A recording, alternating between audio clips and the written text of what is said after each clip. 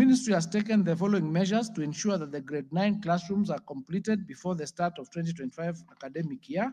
One, there are strict timelines that were provided for the construction to ensure completion by December 2024. Two, the procurement process was undertaken at the school level so that they can manage and own the process and the progress of the construction.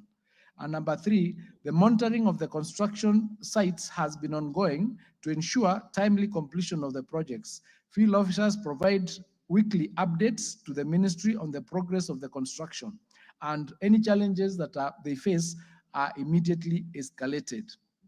Mr. Speaker, the ministry has taken the following measures to ensure seamless transition of learners from grade 8 to grade 9. One, there is provision of adequate infrastructure and furniture by building the necessary classrooms in time and directing the acquisition of furniture from the capitation provided to schools. Two, providing resources for the construction of the 46,000, for the confirmation of 46,000 teachers to permanent and pensionable terms, and for the employment of an additional 20,000. Number three, distributing books across the country to ensure that learners will have their textbooks at the ratio of 1 book per learner per subject. Number four, retooling junior school teachers to adequately prepare them to handle grade 9 learners. And number five, the ministry will ensure timely disbursement of capitation to support junior school operations.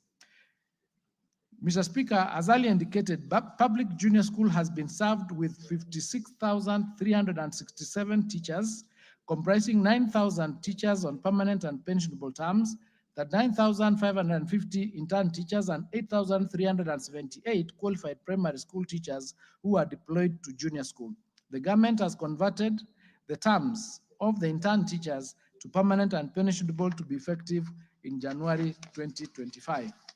Mr. Speaker, the government is recruiting another 20,000 of teachers. The intern teachers will report to schools in January. Further recruitment will be done progressively to bridge the gap and ensure optimal staffing levels as resources become available. To enhance the capacity of junior school teachers, including school heads, the Teacher Service Commission continues to provide in-service training through multi-agency approaches. This ensures that all teachers are retooled to effectively implement the competency-based curriculum and deliver quality learning outcomes. I submit, Mr. Speaker. Robert. Yeah, thank you, Mr. Speaker, for this opportunity. Mr. Speaker, allow me to first inform the CS that members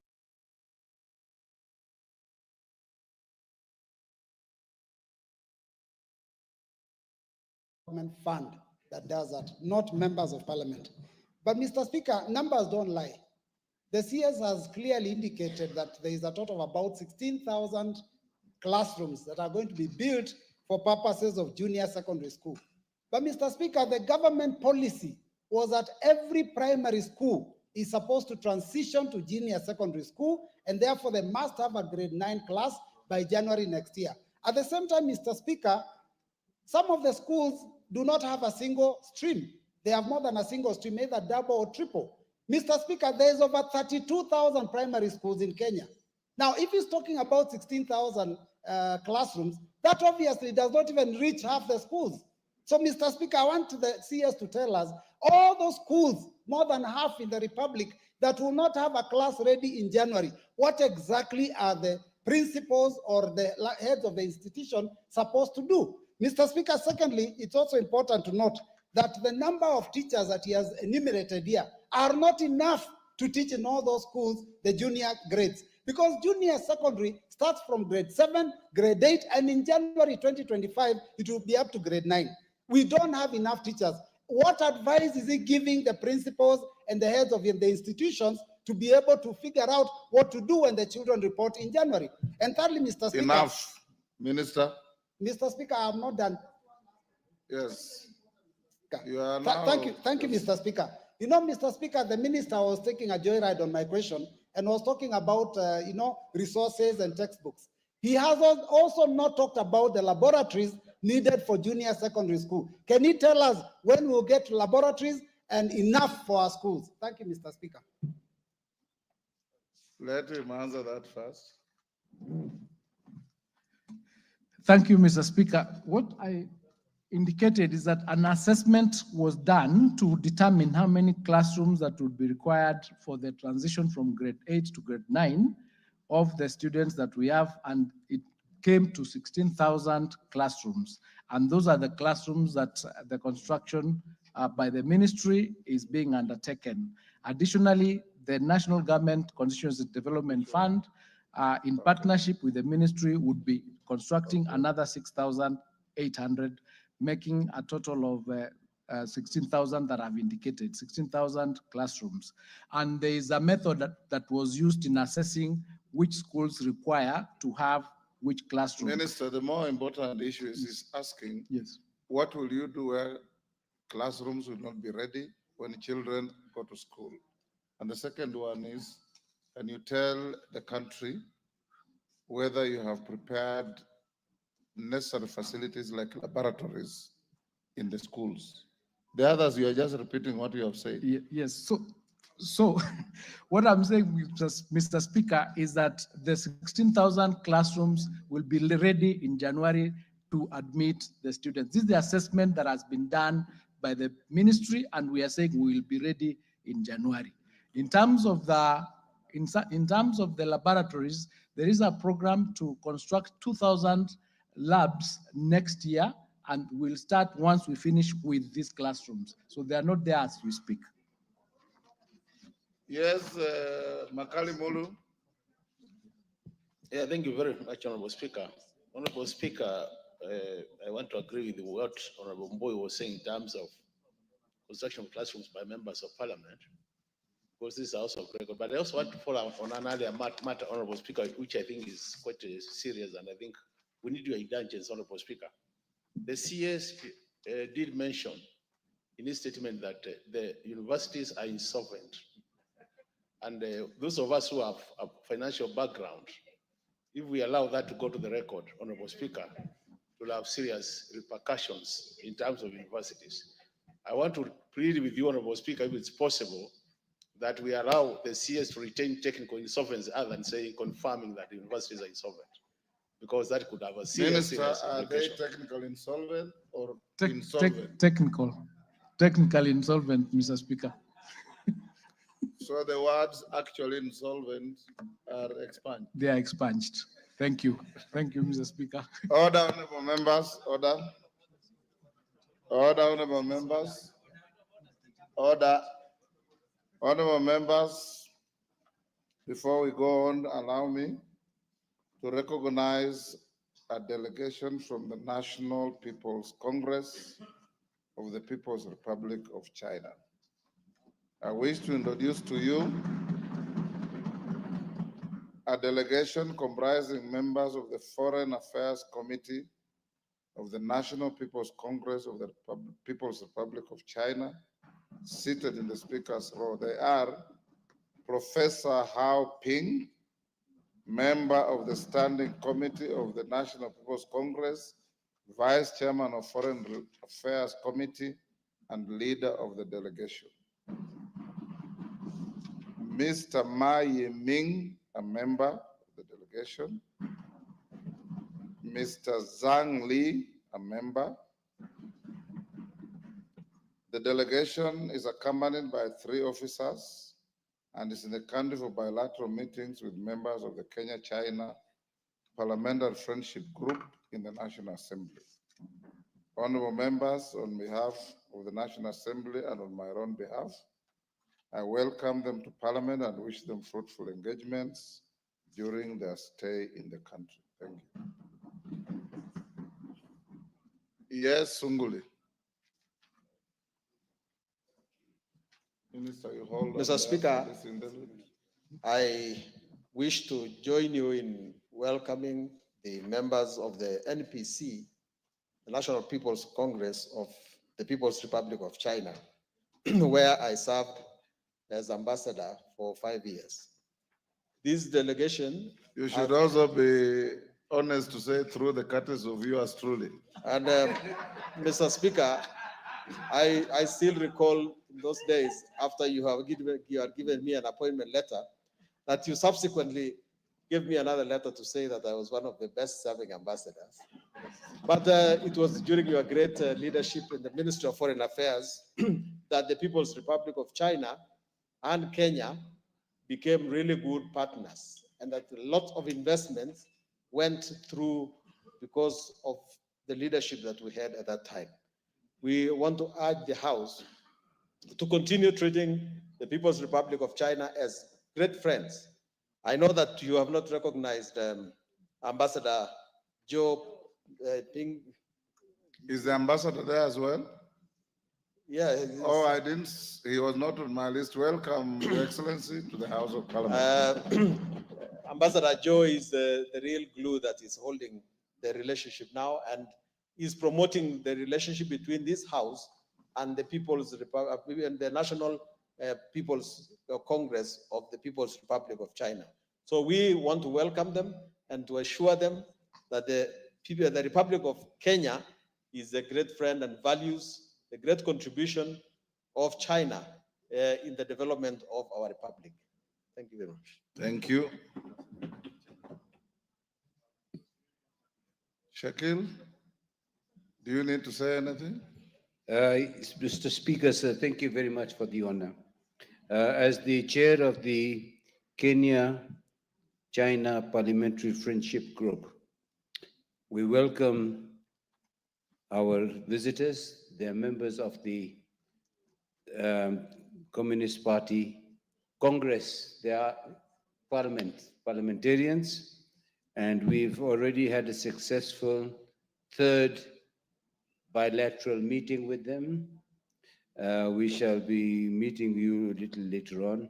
So your speaker, sir, I want to say to you that we've had even the deputy speaker has been on one of those meetings, and many others, including. Just welcome them to the House. I just welcome them to the House. Thank you very much. Yes, Elachi. Thank you, Mr. Speaker. Allow me also this afternoon to really thank you for giving us an opportunity to meet the Foreign Affairs Committee of the National People's Congress, and to really thank Professor Hao Ping for indeed the visit that they gave us in China. And I just want to say to the ambassador, indeed, you are a true friend as a country, and indeed, we will learn a lot from you. But more importantly, we know we have embraced each other, and we shall continue working together to create a better relationship than even what we have. Thank you, Mr. Speaker. Thank you. We'll go back to questions. Yes, Kagusha. Honorable Speaker, I want to really thank you very much for giving this opportunity once again. Honorable Speaker, you asked me and requested me to table evidence on the many issues that I raised here. Honorable Speaker, Hand over the documents to the clerk. Honorable Speaker, I wanted to be on record. Hold on there. Hand over the documents to the clerk. He has already told me that he needs to verify. So having documents and proving your case are two different things. Give to the clerk, then tomorrow I'll rule on their admissibility. Not tomorrow, on Monday afternoon. If they are found to be authentic, I'll allow them on record. If not, I'll expunge them and make the necessary punishment on the person who has brought them. Honorable Speaker, just on the same, as I table them, I realize that the minister did not in any way answer the issues which I raised, even those which did not need the documentation and evidence. Once I verify, we can summon him anytime. So give them to the clerk, then they will authenticate the documents, and I will. Honorable members, we have the Minister for Agriculture waiting to take the floor. I want us to stop here with education and bring in the Minister for Agriculture. It's only fair.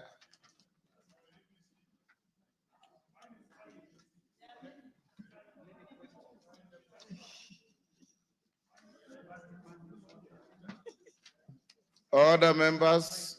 in the interest of fairness, you are about 10 of you raising hands. I reject all of them. Yes. Let's get the Minister for Agriculture. Minister for Education, you are released to go back to your office. Thank But you so much, remember Mr. all Speaker. the issues members are raising. Yes. As you go away, honorable members, as the minister goes away, Order Mwenje, take your seat. As the minister goes away, if, and this is something that you need to come and address the House, if the JSS is going to be domiciled in primary schools, right? Yes. If the JSS is going to be domiciled in primary schools, what it means, they are not going to be Form 1 students in secondary schools, right? Yes. What is going to happen to physical facilities in the existing secondary schools in terms of classrooms and boarding facilities? What are you planning to do with them now that you are going to domicile this in, and also the teachers in those schools, the Form 1 teachers in secondary schools? What are you going to do with them? I think next time you come to the House, it will be important that you come and satisfy members of Parliament and the country so that we don't engage in any wastage of public facilities and public resources. Well noted, Mr. Speaker. Thank you. Majority Leader, can you now release your minister and bring in the Minister of Agriculture?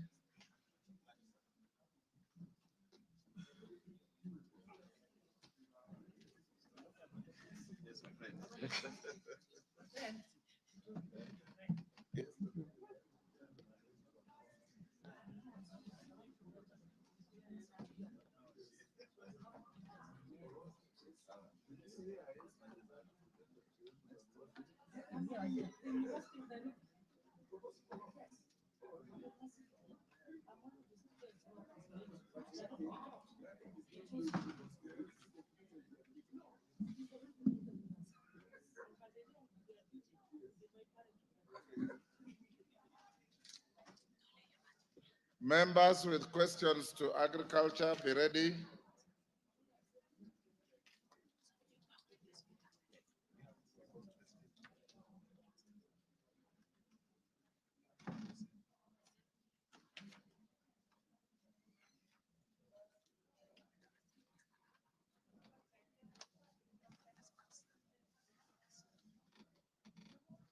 Minister, you are welcome, and your team.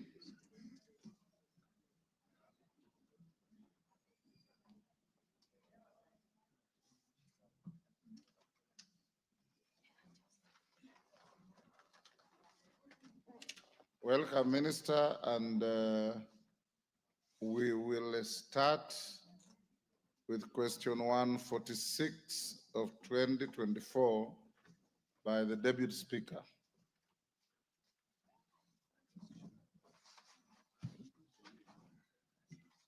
Thank you, Honorable Speaker. My question is directed at the Cabinet Secretary for Agriculture and Livestock Development, but I will just in a 1 minute explain to him the background because it's followed up from an action of the previous minister. So Cabinet Secretary, on the 31st of August 2023, I wrote to the then Minister of Agriculture, relating to the use of carcinogenic pesticides in Kenya. And at that time, I had already brought a motion to Parliament in September 2019. That was the 12th Parliament. And again in 2022, in the 13th Parliament, I again raised the same issue. And then again in the year 2023, I sought a motion for even the removal from office from the members of the Pest Control Products Board. Reason being that 76% of the total volume of pesticides used in Kenya have one or more active ingredients categorized as highly hazardous pesticides. This information is with the Ministry of Agriculture. Also, it was confirmed that some of the pesticides, in fact, over 40% of the pesticides that come into the country are pesticides that have been banned in the United States and other parts of North America, and also in the entire Europe. However, those same pesticides are manufactured in those countries, but for export only to countries such as Kenya. And therefore, we want to ask, what is the status of implementing the recommendations of the National Youth Assembly with regards to that public petition, petition number 70 of 2019, and what steps have been taken by the ministry to withdraw those harmful chemical pesticides in the Kenyan market? And also, what has the minister done to respond to my letter of 31st August 2023, which I also had an opportunity to bring it to your attention during the time you are being vetted for appointment as minister. And lastly, there is also what is being done about ensuring that the pesticide, which was formerly called Roundup, which currently is being sold under a different trade name, but with the same ingredients, what steps have been taken to remove it from the Kenyan market, even though it is known and is public knowledge, again, to the Pest Products Control Board, that in fact, farmers in the United States were paid $230 million for having developed cancer as a result of use of those pesticides. Thank you, Honorable Speaker. Minister. Thank you, Mr. Speaker, sir. First of all, is to say that, yes, the issue has been, we have been seized of the issue for a long time, and it has been discussed many times with various committees and tabled on 26th August and to the Committee on Implementation. A comprehensive report was tabled in that committee. But what regarding the question, the status or recommended National Assembly Department Committee of Health, we had several issues which were raised there, and the honorable member, Boss Chere, is raising, and I'll go through them so that I will indicate what the ministry has done to each particular issue. And the public petition number 70 of 2019 had 7 recommendations that had been addressed by the Ministry of Livestock and Agriculture and Livestock Development. One of the issues was on regulation and distributing and retailing of pesticides. And our response is that the ministry has already gazetted the pest control products and inspection and certification regulations of 2024 on 18th June 2024. The regulation sets the requirements for certification of distributors and retailing of pest control products. So those regulations were the ones which were recommended by the studying that committee, and we have already done the gazettement. So that action has been taken. The other one was the analysis of the products in the Kenyan market. We were requested to analyze the products, pesticide products in the Kenyan market, and the response is that 31 active ingredients and associated end-use products have been reviewed, and we have provided an annex, Mr. Speaker, Annex 4 in our report, which details all those pesticides which have been analyzed. And the active ingredients have been analyzed, as we were requested by the committee to do. The development of the highly hazardous pesticide, what we call HHPS strategy, is also ongoing in partnership with the East African community. This is not a one nation affair. We are also liaising with our East African community member states, so that because some of these pesticides are used across the East African community. And in the last 3 years, 79 pest control products have also been voluntarily withdrawn by litigants for various reasons. So various litigants or registrations have been, 79 of them have voluntarily withdrawn their for various reasons. The other issue, Mr. Speaker, which was raised, number 3, was on funding. It was noted that in order for PCPB to do a good job, it had to have adequate funding. And PCPB has been underfunded until the current financial year when funding was enhanced. And we accepted that. The raw funding caused the delays in reviewing the active ingredients in the petition, review of the regulations in the Pest Control Products Bill. However, development and review of regulations require public participation and also conduct of regulatory impact assessment, which requires a lot of resources, as you agree with me. And the funding needs to be to enhance so that the PCPB can do its work. So from this year, we have seen increased funding for PCPB, and we are hoping that it will do a better job in terms of making sure it does what it was requested to do. The other issue which was raised is the annual publication of pest control products that have been withdrawn or banned. And I report, Mr. Speaker, sir, that PCB publishes normally a list of withdrawn active ingredients and decisions, a list of withdrawn active ingredients and decisions. It also publishes a list of banned products, a list of the registered products, and a list of restricted products on its website. And we have provided also in our report an Annex 5, which indicates some of these products which has been withdrawn or restricted. So, and the ones which has been banned, actually in Annex 5 is on banned products in Kenya. So you see, members, you see there are 45 of them which have been banned in Kenya, and they are listed there from the herbicides, insecticides, and other products. So I don't have to go through the whole list of the products which have been banned, but the list is provided as it was requested. Then number 5 was the amendment to the Pest Control Act. We were requested to do the amendment to the Pest Control Act. The cabinet memo, I can report that the cabinet memo on the Pest Control Products Bill is on the National Treasury, awaiting concurrence and thereafter submission to cabinet. So we have prepared the Pest Control Products Bill, and it is on way to cabinet for approval.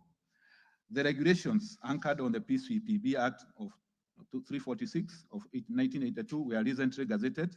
So we had proceeded to actually do the regulations before the bill, even the bill comes into place. So that is our response, and we have taken action. The other issue was access to data. And PCB has been accessing technical information on the data package supporting the safety of human health and environment. This data includes the chemistry, toxicology, effects on the environment and beneficial organisms, efficacy and residue studies, fate and behavior in the environment.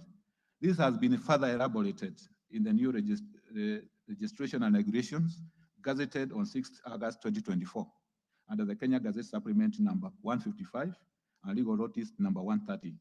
The proposal for the proposed PCPB bill provides for evaluation of PCP for safety of human health and environmental prior to registration. So also action has been taken, as we have seen, with the regulations in place. Labeling. One of the issues we are requested to do is also to do labeling, and the pest control products labeling, advertising, and packaging regulations were also gazetted in June 2024. The regulations require that all pest control products must have a label with adequate information. One of the issues which were raised in some of the cases in US and other jurisdictions was that the pesticides were not well labeled so that the users can be able to know whether there are any hazards and any risks or any dangers they pose. So we have gazetted the regulations to make sure that all the labels, all the pesticides are well labeled and the necessary information is given. The label should have signal words, precautionary pictograms, hazard symbols, and be compliant with the global harmonized system of classification and labeling of chemicals. All commercial labels must be both in English and Kiswahili for ease of interpretation. The banning of products. we are requested to look at what is not what is available in Kenya and make sure that we have products which are harmful to humans and other creatures to be banned. But PCBB undertakes, we can report that undertakes evidence and science-based decision when evaluating application on registration. And 45 active ingredients associated with associated aid-use products have been banned based on the decision of the international conventions like Rotterdam Convention, Stockholm Convention. The banned active ingredients are not allowed in the country, and the list of banned products is publicly available at PCB websites. The ministry has given regular update on the parliamentary committees on the progress, e.g. recently, the Committee of Implementation Status of House resolutions on 19 September 2024, and Agriculture and Livestock Committee on September 2024. So there has been continuous engagement with this House and the committees on these banned products, and we have been discussing with the help of the PCPB, giving us the technical input. We are also requested to enhance our laboratory and analytical capacity. And what I can report is that the construction of laboratory block is at 95% completion and a total cost of 328 million. Completion of the laboratory has been slow due to inadequate funding, inadequate analytical capacity, equipment, and staffing has also been one of some of the issues. The ministry in the process of equipping the laboratory and engaging the technical staff. So we have also enhanced our capacity by ensuring that we have a laboratory which can be able to analyze these agrochemicals. Then there was the issue of epidemiological studies to be done. Pesticide use, I can report, was also conducted in Nakuru and Nyandarua counties in 2022. The survey showed that there is need to corroborate trained farmers on the use of pesticides. A pesticide residue study was also carried out during the same year. 63 samples of kales, that is sukuma wiki, tomatoes, onions were sampled at farm gate level and major markets in Nakuru, Nyandarua, and Kajiado countries. One kale sample exceeded Codex minimum residue, showing 98.4 compliance. A recent residue study on kales, tomatoes, and onions showed high level of compliance to Codex minimum residue levels. The results from these surveys has informed decision on regulatory action and pertaining to pesticide labeling and training and awareness creation. So we have been constantly undertaking field studies to ensure that we are informed about if there is any minimum levels being exceeded and any epidemiological issues which have been coming up. Then there was the issue of enhancing and promoting training and public awareness of these pesticides. And the statutory organization, PCPB. Minister, you've taken 20 minutes on one question. Yes. Not acceptable. So, sorry, sir. It's because the issues. Answers must be precise and concise. Okay. And related to the questions as asked. Yes. Deputy Speaker. Yeah, you know, Mr. Cabinet Secretary, I have no doubt in my mind that that response was written for you by the Pest Control Products Board. Yes. So that's exactly what they've been telling me since 2022. So that is not an answer. You cannot say that you want to analyze the pesticide and check for the ingredients. You don't need to do that. World science has already confirmed in peer-reviewed medical journals that it is harmful and causes cancer. End of story. So all you need to undertake is a literature review on the table, just using the books and the other publications that have been made, including the court judgments that have already been given and awarded people, and even the decisions by those countries to not sell them at all or use them in their own countries. That information is available to you. You also know very well that for all our exports, any flowers or vegetables that leave Kenya, if you don't use organic pyrethrum-based pesticides, it is returned back. The moment they reach the airport overseas, They are tested for minimum residue limits and they are sent back into Kenya. And the moment they get to our airport, what the people at the airport do is it makes its way to the local market. You also know very well that the over 22 scientists from various universities in Kenya did that desk review and came up with something called the pesticide atlas. So that story of saying we are analyzing, we need more money, we need a laboratory, it is not necessary at all. What you need to do is save lives of Kenyans first. And you save our lives first by and you don't need a new regulation. You simply go, the Pest Products Control Board, go to their list of approved pesticides, remove those ones that we know to be harmful now, stop the harm, and then later you can do your analysis. But you can't be doing your analysis as Kenyans are dying. You know very well, Kirinyaga County has the highest prevalence of cancer, but it also has the highest prevalence of use of those pesticides. So that's the answers are not adequate. I think he'll have to come back another day. Yes, Minister. Thank you, Mr. Speaker, sir. I agree that what we need to do I'm informed that this is a very technical area, and you must agree with me. What we rely on is scientific evidence, and PCB, yes, it is correct. You are on that this material has come mainly from PCBB. Minister, and you are an agricultural scientist. Yes, but from another branch, the economic side. It is not from the technical side. Because I'm hearing you saying you are testing Sukuma Wiki in Nyandarua, I don't know, you are testing. When you are being told by the Deputy Speaker, and she has been on this for the last 4 or 5 years. Yes. There's a resolution of this House that these harmful pesticides banned for use in the countries that manufacture them are being sold in our market to harm our people and destroy our economy, because when there is a trace of such material in our products, they cannot enter the EU market. They cannot enter the Japanese market.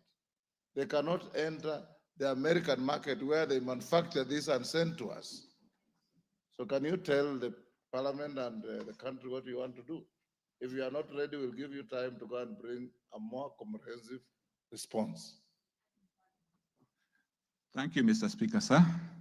The evidence we have and the independent research review of literature, which has been done by the agency which has been tasked to do that in this country, the PCPB, has independently gone around, and for instance, particularly for the glyphosate, Roundup, which is particularly mentioned, the herbicides have not been found to have any carcinogenic effect. There is no scientific evidence. That is the position. Yes, Professor. Thank you, Mr. Speaker. I think the minister seems not to have understood. He's the one who said that the laboratory is 95 complete, meaning there's no actual lab that does the test. He just needs to admit that we are not prepared as a country to test for the pesticide. Our pesticide control may be there, but we are not capable of doing the test. And therefore, he's not ready. Because in the Committee of Implementation, we have been asking these questions. And always, it was postponed because the minister is not in the house. No, it doesn't come. I think, and I request, let him go and look for a comprehensive answer. Even that lab, which is saying 95% complete construction work, there are many other things that is required in the lab, including human resource. They don't have. So why is he economical with the truth? Thank you, Mr. Speaker. Mama Zamzam. Mheshimiwa Spika, ningependa kumwelezea waziri afahamu kuwa kina mama wengi wanapoteza maisha yao. Na hata hapa mbeleni kidogo tulikuwa tunaongea na Mheshimiwa Amelia Adhiambo, kuna mtoto wa dadake ambaye ni lawyer, ukimwona Mheshimiwa Spika huwezi kuamini.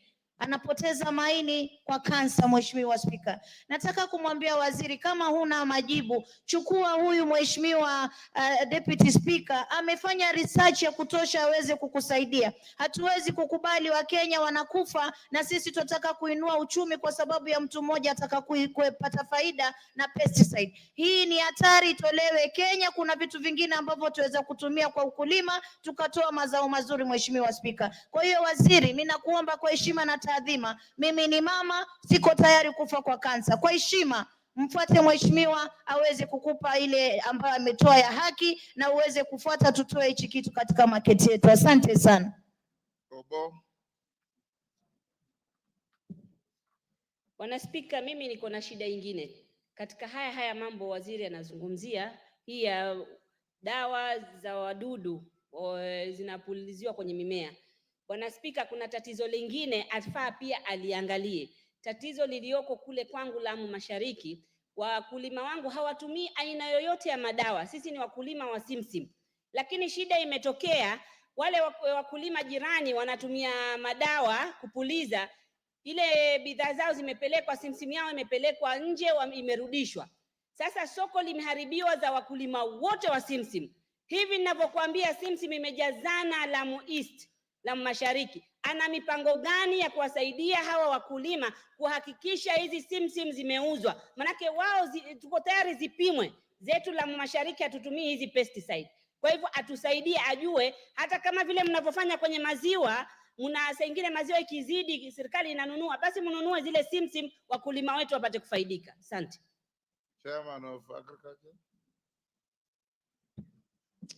Thank you, Honorable Speaker. Honorable Speaker, I stand on the view that the minister needs to be better prepared with reasons. Number one, Honorable Speaker, we are talking about a very sensitive issue. It is sensitive in the sense that it is science, and let's not joke around, Honorable Speaker, there's a problem here. The problem being that any rejection of any product from any country must be explained. And they talk about maximum residual levels of the chemicals or the pests themselves or pesticides in that particular product. There's an international body called Context Alimentarius, which sets the standards. Kenya's products sometimes were rejected in the European market. As a result of the European supermarkets coming up with a Europe GAP, which was a standard. Kenya developed Kenyan GAP, which was a higher standard than their market standard. And all our products were getting into Europe. So now, let's not mix issues. Number one, we need scientific evidence. And scientific evidence must be from refereed journals, not gray literature. Honorable Speaker, I stand here as a person who knows what I'm talking about. Gray literature is only studied out by somebody and purporting to have referred to other literature. When you follow it up, you find that it doesn't end up.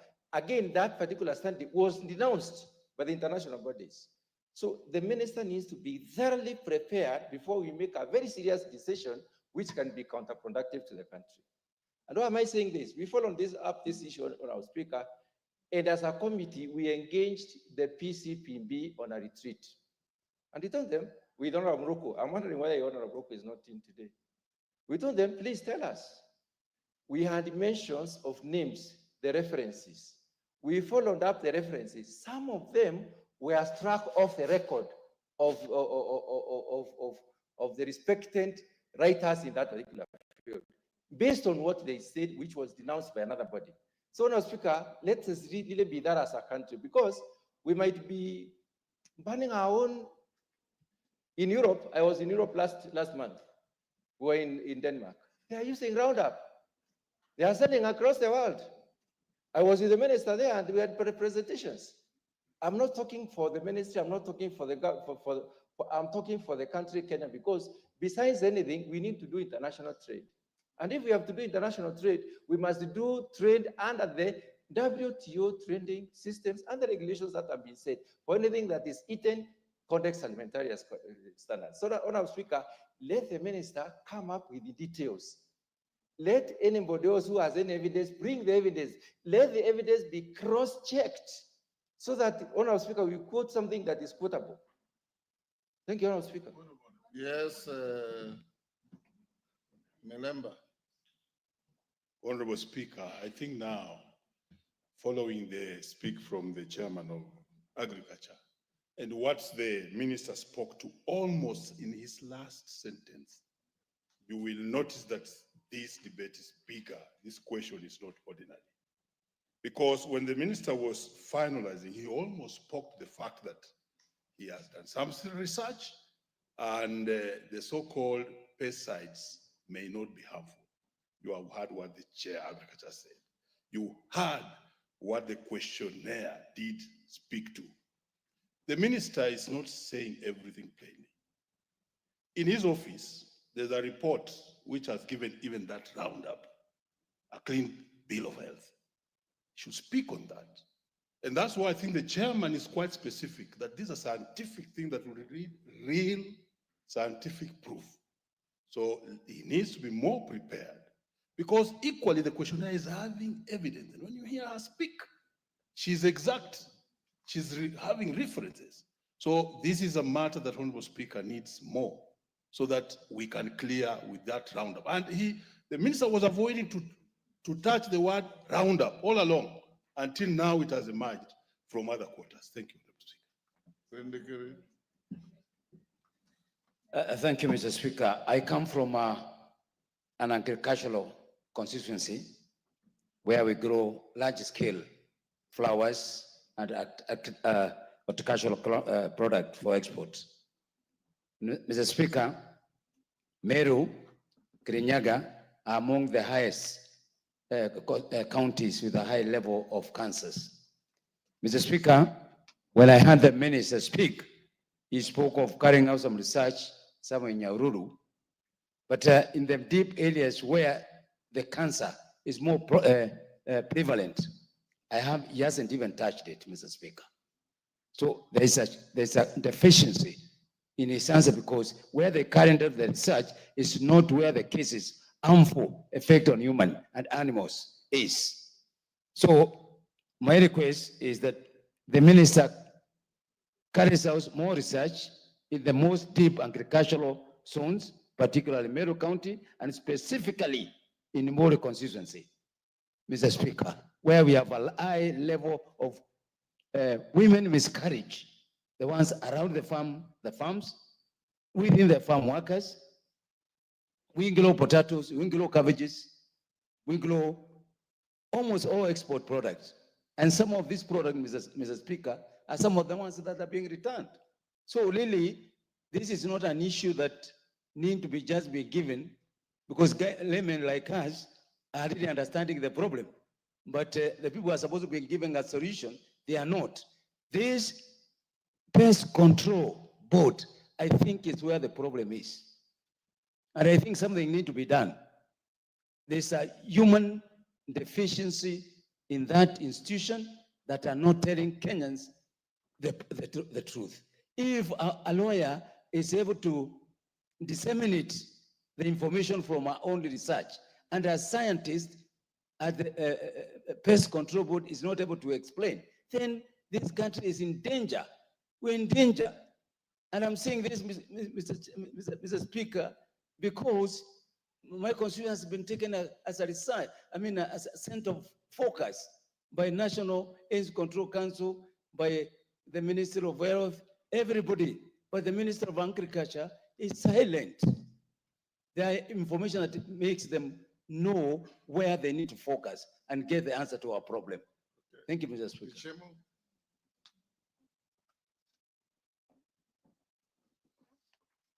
Mr. Speaker, I also support that the need for the CS to bring all the evidence in terms of research, and the honorable member who has asked the question to also bring whatever she may also have, so that if there is any contradiction, I think this House, with your guidance, will be able to go to the next step as to establish the correct position so that we can be able to handle this issue. If these pesticides are the ones that are causing cancer to our people, then we can be able to know how to address it. but we cannot come to a conclusion as to that aspect until that research is well concluded, so that even my people, the people of Geshogwa I represent, we also do a lot of coffee, we use a lot of pesticides and many other crops, and there's a prevalence of cancer, and there's a belief that these pesticides are the causes of cancer. But I don't want to make a conclusion because I'm not a scientist. Let it come from the scientists so that we can be able to handle the matter in the best way possible. Thank you, Honorable Speaker. Yes, Owen. Honorable Speaker, You've turned this question into a debate. Honorable Speaker, looking at, I know the Honorable Gladys Shirley has been on this for many years, and I've been in this house hearing her all the time, and we don't seem to get headway. I also know that this house can use experts, including our local universities and professors and all that. Now, if we are not actually, because the minister is saying something else, Gladys is saying something else, other people will say something else, this is scientific corpus that may have different lineages and leanings, and people have their own, even industry players will influence the debate and all that. Why don't we, as Parliament, ask scientists to come up with a small conference to inform Parliament so that we make a decision? Because the minister will rely on scientists in his office. I don't think he's a scientist in that area. We rely on scientists in his office that will give information that he may not possibly have his own personal conclusions on it. So, Honorable Speaker, I think that we stop belaboring this, but we look for a solution for the country by asking professors and others to come up with a paper, and we listen to them so that we make a decision, not just on the perspective of what the minister said, but Parliament makes a decision and instructs the ministry on what to do. Otherwise, it will be back and forth all the time. Gladys.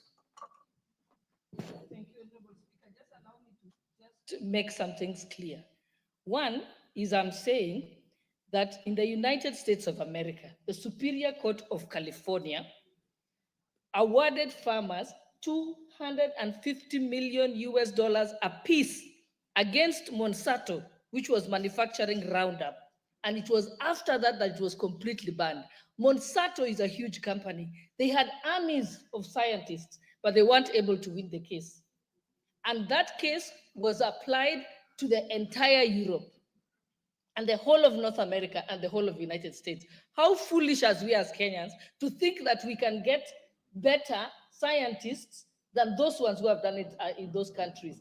And furthermore, they said it had the highest number of scientists evaluating it in the history of a damages case in the United States. And I sent it to your office. You have that court case. Today, I'm also mobilizing. I'm going to do a class action in this country, and it will be against the Ministry of Agriculture and against the Pest Products Control Board, because it is their responsibility to protect us. If it is safe, why is it not being sold in Europe and America? And if it is safe, why is it that when our farmers use those products and send them abroad, when they are tested, they are sent, the entire container is returned back? I have visited many of the companies, 6 companies in Nakuru and 2 in Kenya, in Nairobi. They are the ones who produce the pyrethrum-based pesticides. And when I asked them, who buys from you? Because I know the ordinary farmer doesn't. They said, any farmer who is exporting normally buys from them. Because you go to farmers, they'll tell you, this is for export. So I use pyrethrum-based. This is for the local market, nobody checks. And this, again, the pesticide atlas was done by over 22 professors from Kenya. That has been done.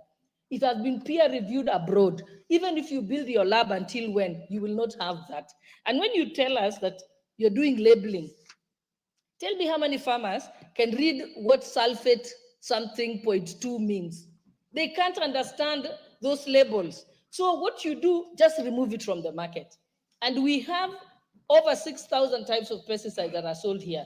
If we remove 267 that I have isolated as being harmful, we'll still be able to have pesticides in the country. So why you removed out of the 267, they have removed 7, but they are going too slowly. We'll have too many deaths by the time you get to that. So this information is out there. You don't need to do your own evaluation. The world has done it. The entire Europe has done it. The entire America has done it. There is no way you're going to build a lab and be able to do it here in Kenya. That's a lie. Minister, to make progress, Dr. Mutunga, you've made your pitch and you are the chairman of the committee. So I don't want you to appear also to be holding brief for the minister who is present.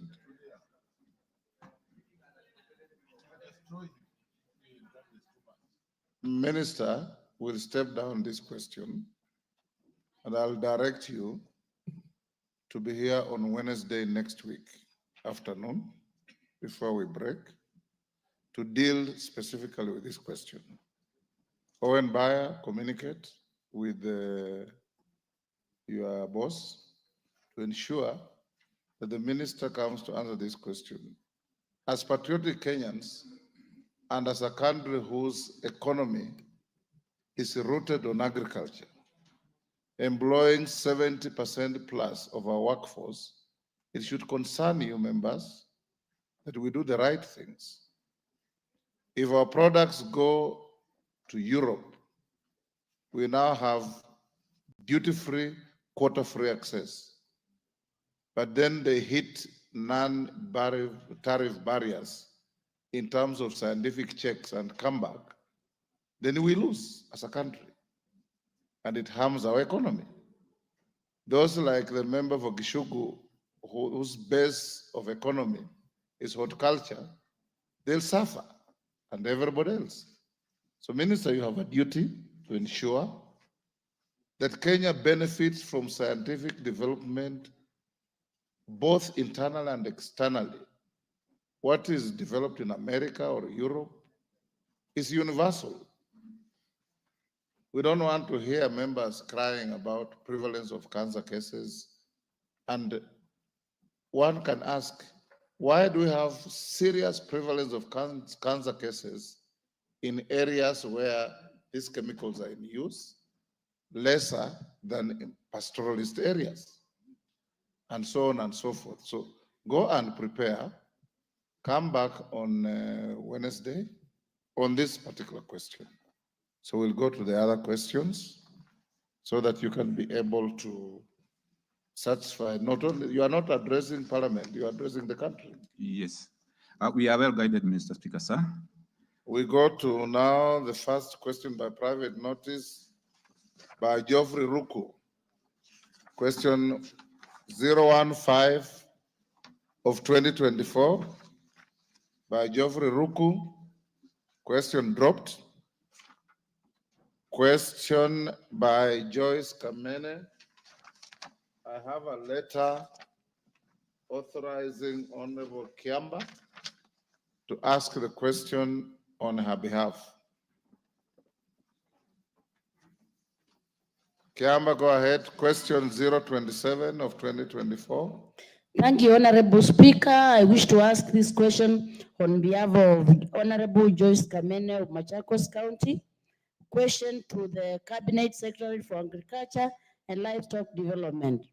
Could the Cabinet Secretary state the long-term sustainable measures the ministry is putting in place to lower the cost of agricultural inputs other than the provision of subsidized fertilizer, considering the rising food prices in the country and on account of inflation? 2, state the programs and the policies the ministry has implemented to reduce importation of food to the country and ensure food self-sufficiency. Thank you, Honorable Speaker. Yes. Thank you, Mr. Speaker, sir. On the first question, the sustainable measures the ministry is putting in place to lower the cost of inputs. First of all, we note that, yes, the question indicated the prices, the food prices were rising, but this has, from recent figures, we note that the prices of most foodstuff have come down, and also inflation has come down. But what we are doing to make sure that this cost of production and sustainable measures are put in place, one of them is we are promoting local fertilizer production, and we are hoping that by doing so, the cost of fertilizer will further come down. We are also doing blended fertilizer production. We have factories which have come up in Nakuru, in Eldoret, so that they start blending fertilizers. Fertilizers which are blended are better than the original, the other fertilizers, because they allow farmers to use specific fertilizers. We have also, Mr. Speaker, sir, developed high-yielding seed varieties, focusing on drought-resistant crops, pest-resistant, and which are suitable for different regions in the country. And also, we are promoting climate-smart agriculture practices through the use of climate techniques to mitigate climate-related risks. And we are also put in place subsidies on input credit programs, such as Smart Input Subsidy Program, using e-vouchers to target smallholder farmers, input credit facilities tailored towards farmers, such as the Agriculture Finance Corporation, Commodity Fund, the new KPCU, among others. We are also promoting soil health and sustainable farming practices. And on the second question, the programs and policies the ministry is using to reduce importation of food in the country and ensure self-sufficiency. One, I would say that, Mr. Speaker, sir, the major imports we have been doing in this country, food items, we are also concerned, and part of the bill which we have, actually we are importing foodstuff worth about $4 billion, that is about 500 billion. And the main imports are mainly edible oils, mafuta ya kupikia, wheat, rice, and of late, sugar was also in the list, but of late, sugar has come out of the list. So for edible oils, we have distributed 556 metric tons of sunflower, which we have distributed to farmers all over the country for 200,000 acres in 2024, in order to produce about estimated 40,000 metric tons of edible oil. This project is aimed to cut input costs by 50% in 5 years. Other edible oils covered by the project include canola, simsim, and palm oil. So this is an edible oils promotion project, which is to cut our import of edible oils. Wheat is the other major import which we have been having. We have been promoting or working with CARO to promote production of quality seed planting materials and varieties. However, what we have in the country is to ensure that whatever is produced in the country by our farmers is mopped up before any miller can import any wheat.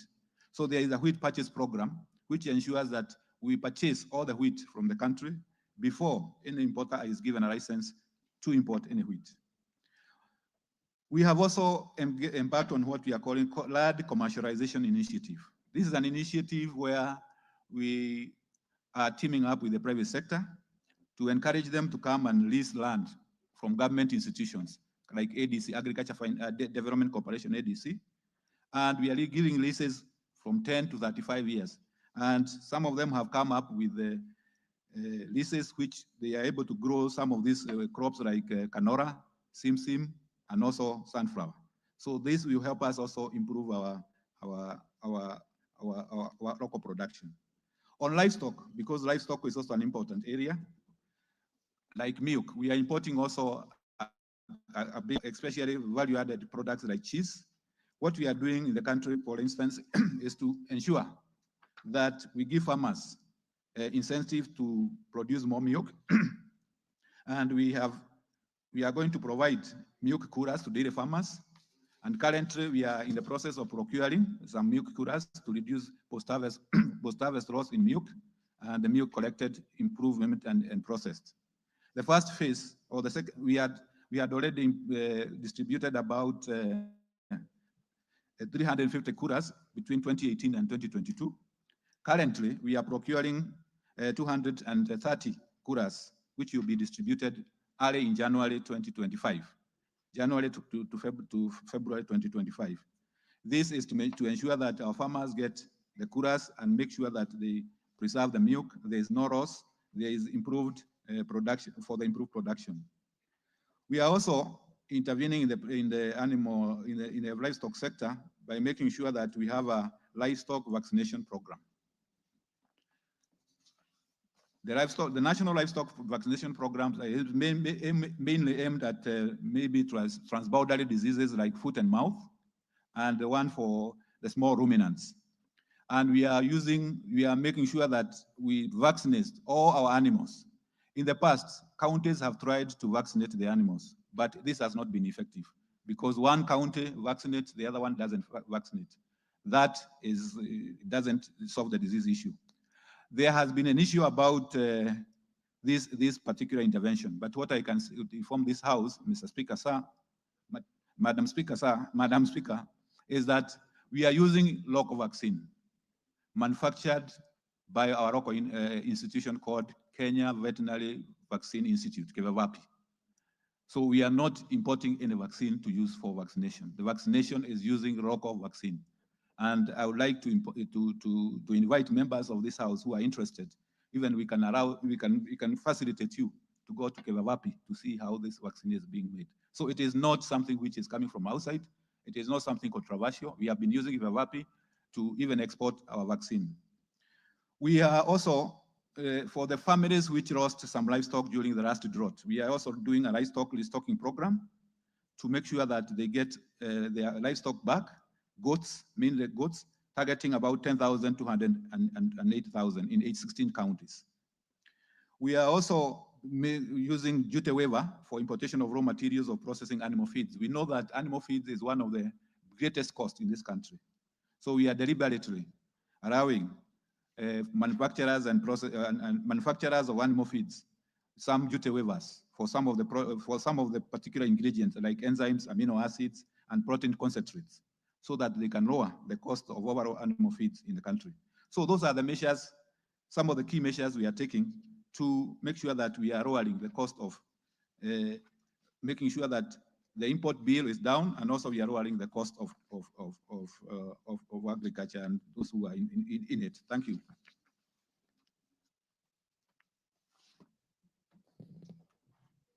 Honorable Member Fukwanza.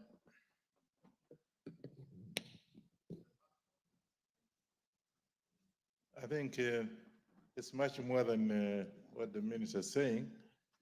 First and foremost, I want you to tell us what programs you have, because you see, you can do, for example, importation of the milk coolers. I have gone round and I've noticed that the milk coolers are there, but the people who are using them don't know how to use them. So what programs, what technical programs are you implementing? Are you forwarding to the farmers so that they can have, because of course importation of milk and exportation of milk is very important. I want to just inform the minister that I had a time to go to Middle East sometimes back. And Madam Speaker, you would go to the have breakfast and get milk from this country. Today you go to Middle East, you can't get milk, you get milk from Uganda. So what are you doing about it? Because we want to increase the exportation of milk, but the program is not clear. You now want to bring in the milk coolers. What programs you have, technical programs you have to make sure they succeed? Because I understand you have almost 300 and something coming in. I'm not sure what programs you have, so can be able to work on that. The member who asked on behalf of Honorable Joyce Kamene, do you want to get a clarification? Thank you, Honorable Speaker. I was only requesting the Cabinet Minister, because I asked on behalf of the member whether we could have a written copy of the response. So thank you. I think normally it's practice that they provide the written copy. So I think you can get it from the clerk's desk. The Honorable Member.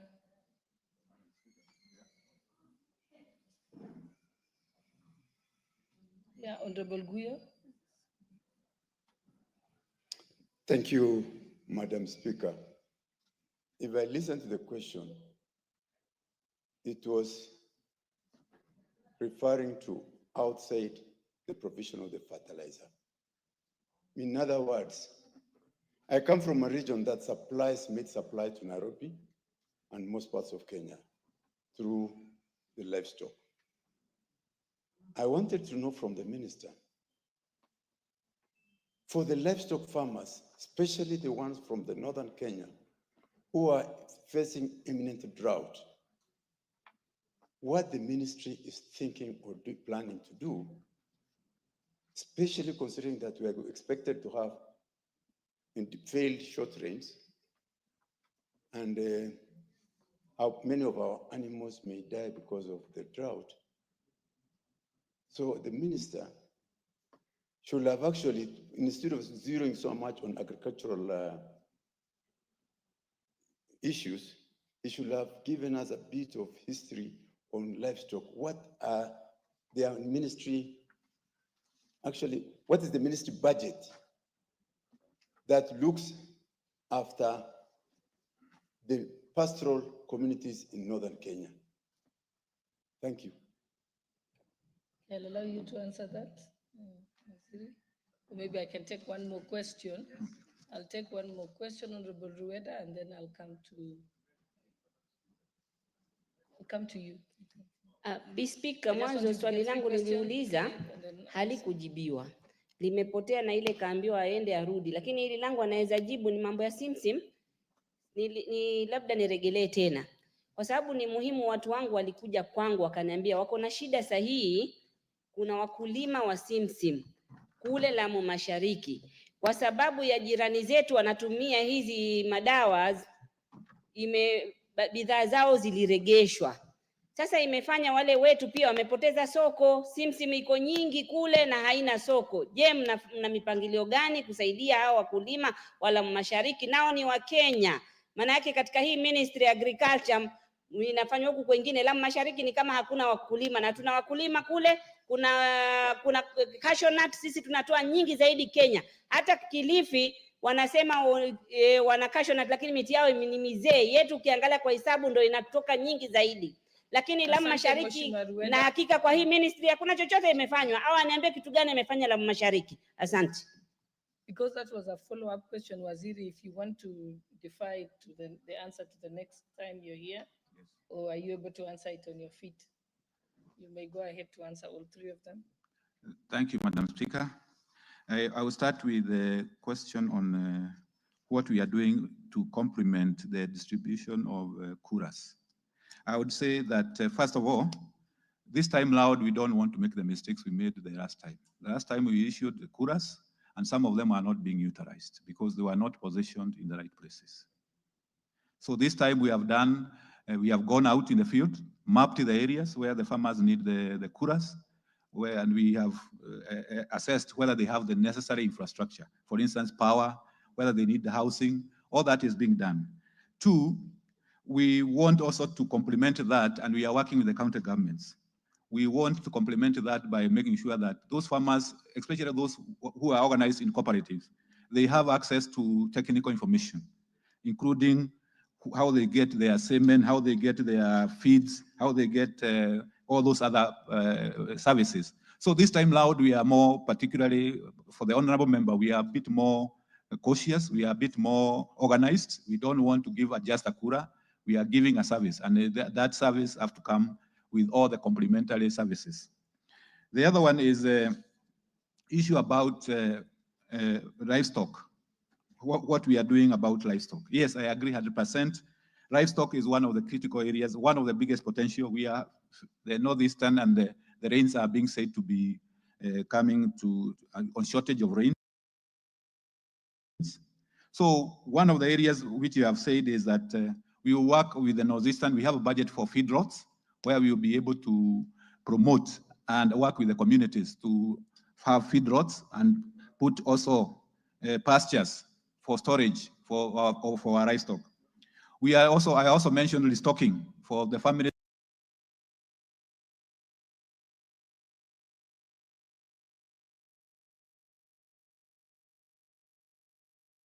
which lost their animals during the last drought. About 10,000 of them, you get the restocking.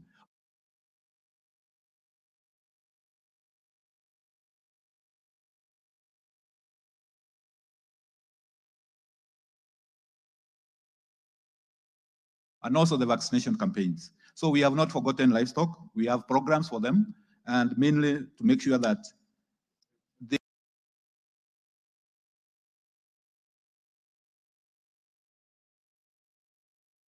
they are being more resilient and adapting to the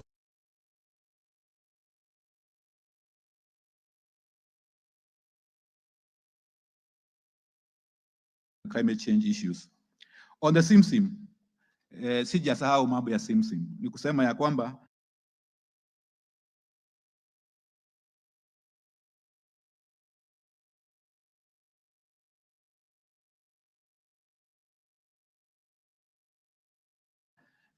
hiyo imekuja kwa, it has come on the floor, and what we are going to do is contact, because this is a shared responsibility. We are also going to contact work with the Ramu County government to see how we can help the SIMSIM farmers. Thank you. Thank you, Honorable Dikini. Thank you. I really want to congratulate the minister, because I think he has come out in trying to answer what the government is doing to enhance the performance of agriculture, going to the program of better transformation of our economy. Madam Speaker, he has spoken quite a lot on canola.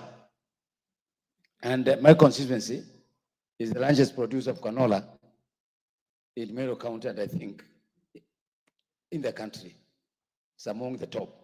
But I've never felt the effect of the ministry in terms of that crop. I want to urge the minister that we need to feel the presence of the ministry on that product, because it's expanding. We're encouraging farmers, even large scale, small scale farmers, to enhance the productivity. Number two, Mr. Speaker, he has spoken about so many packages of product, but he hasn't spoken on the delivery, agricultural extension personnel, because there is a total deficiency. If we leave this to the counties, they have no capacity. Yes, there's a lot of the ministry doing, but to get this product and get this information training to the farmers, we lack agricultural extension officers. They are going to do double work in terms of crop and in terms of livestock. Mr. Speaker, I know what I expected him to talk more is what the government is doing in terms of the feeding programs. Livestock, even on the dairy sector. Right now, there are so many types of grass that is drought resistance. There's it's quite in plenty, but the ministry. No, just ask a question. Yeah, Now could you're they? making a statement. Yes, could they, the ministry, please look at the element of seeds and the seedlings for either crops and even for the grass for the feed, animal feed. And lastly, Mr. Speaker, the quality of animals, the dissemination of information at sex semen, and knowing what type of daily cattle that we require in different parts of the country, because you can't have the same across the country. There are some regions where Frisians does better, where Jersey does better. So we need that kind of guidance to the farmers of this country. Thank you. I'll allow the minister to answer that, so it can be able to move to the next question.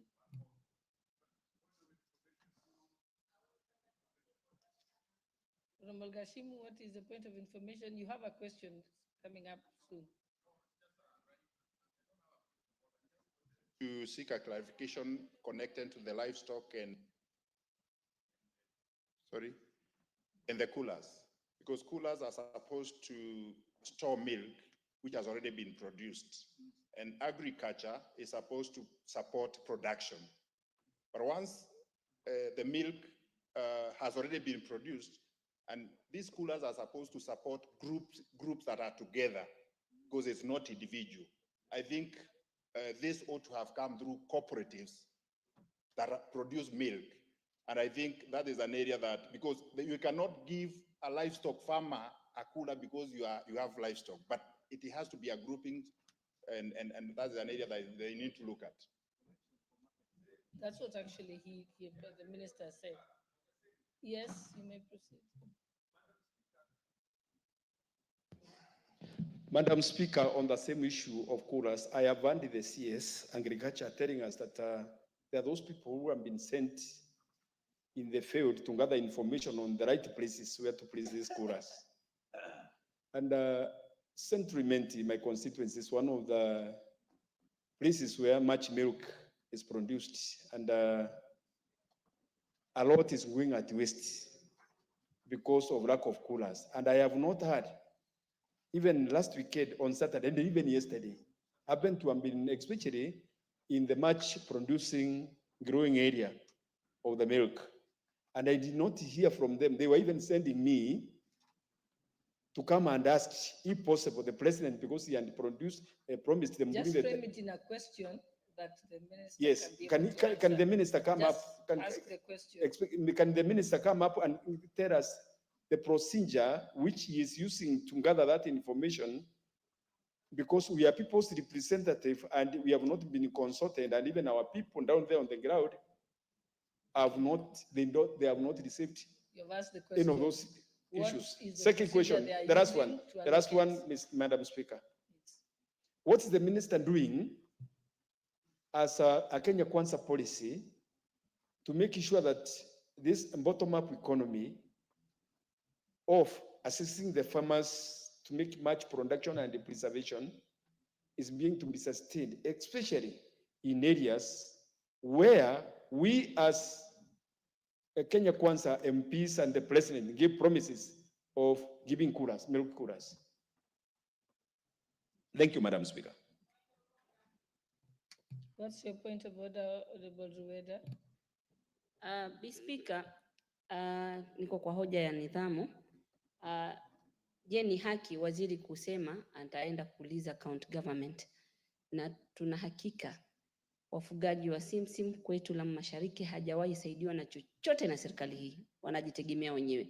Na sehemu zingine maziwa, majani, kahawa, mugokaa, wote wanapata fedha kutoka kwa serikali ya national government. Nilikuwa natarajia aniambie mikakati, na kama hana sahihi aniambie, nitarudi hiyo Wednesday, akirudi anielezea na mikakati gani, lakini kunifanya mimi niambiwe county government. Mimi si senator, mimi si MCA, kama nitaenda huko tena nikaulize governor. Okay, Honorable Rueda, I think he has heard you, and you also can take his contacts, and then he can brief you after he has. I mean, you can direct him at the places to go and speak. I think, honorable members, let us proceed with the minister to speak, and then we can go to the next question. Yeah, thank you, Madam. You'll have a chance for follow-up questions from the next questions. Yeah, They're thank you, Madam. similar. Yeah, thank you, Madam Speaker.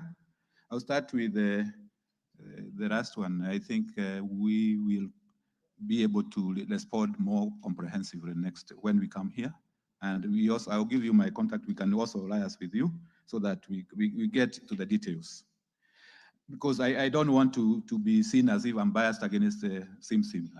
It's a crop like any other crop we have to handle. Well, in terms of coolers, if I can start there, identification. Why we identifying? We identifying the locations based on the needs which we have received. And also, as it has been said, His Excellency the President has also been able to promise some of the areas, some coolers. So we are taking that into account. And we are also working with cooperatives. We are not giving individuals. We cannot give a cooler to an individual. We are giving mainly to cooperatives and other associations which involve a group of farmers. So that is very clear. And then the issue about what we are doing in terms of production of the milk and the quality of the animals, yes, we are also, the government is also gearing up in terms of making sure that we have good genetic materials, sexy semen being one of them, and being distributed across the country. We are even investing a lot more in our the center which produces the semen in Kabete. And we are also having plans to make sure that the semen, some of the semen is distributed across these cooperatives which we are working with. The same with the seeds and seedlings. I would like to assure members that we have worked across the croc to make sure that this country have enough seeds and seedlings.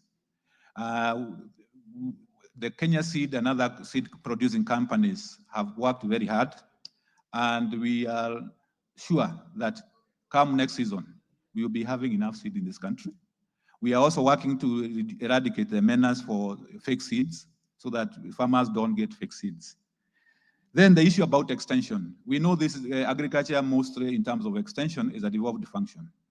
We are in constant, we even have, last month we had a meeting with the county governments in Mombasa. About 20 governors came. One of the issues we are discussing is about how to revive extension and how the national government can work with the counties to build their capacity in order to revive the extension. And one of the areas we agreed upon is, and what the national government is doing, is what we are calling the agripreneur model, where we are recruiting some young people who we are taking to the counties. Already 2,800 of them have been recruited and sent to the counties. We want to, at the end, to have about 18,000 of them, which you'll be supporting. We're working together with the counties so that we strengthen our extension, because it has gone down, and we are doing everything possible to make sure that the extension is up and running. Canola is the one crop which we think has a lot of potential. And as we have already said, there is an oil crop program which we are working on, including sunflower and canola. And this time, loud, I can assure the member, we are going to see more in terms of the government coming in terms of canola. Thank you.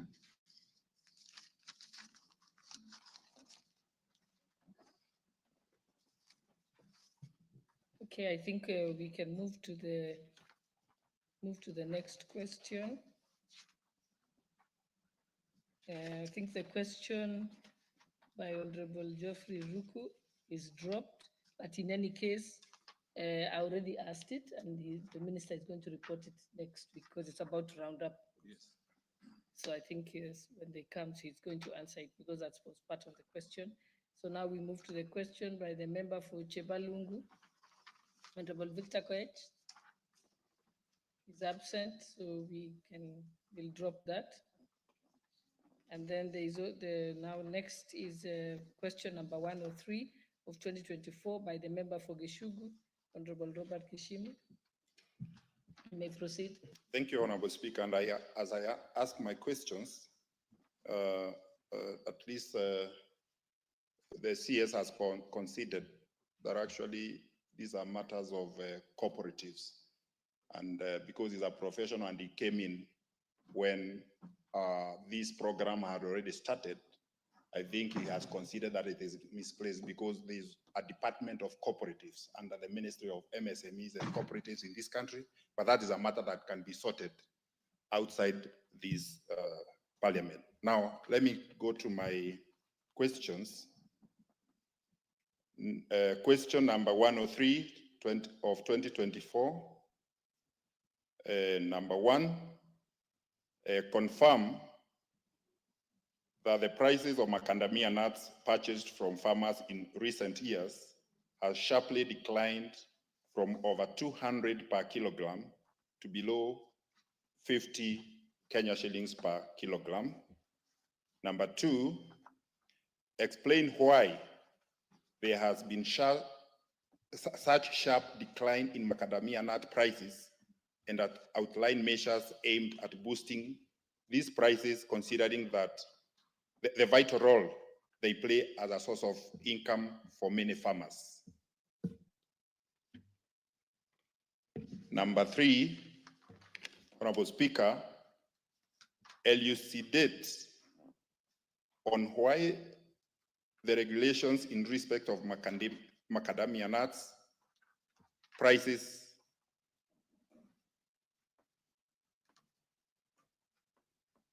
mandated by Section 40 of the Crops Act, CAP 318, is yet to be formulated, and when they are expected to be formulated and implemented to protect farmers from unscrupulous dealers. Thank you, Honorable Speaker.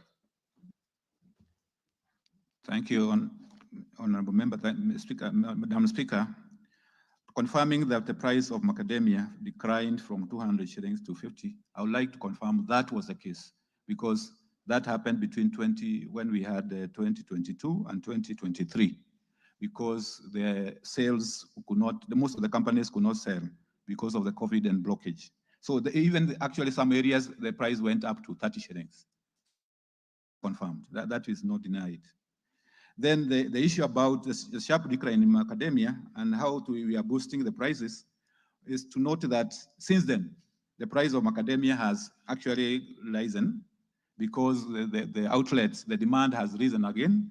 And last year, end of last year, the farmers were fetching around 80 shillings.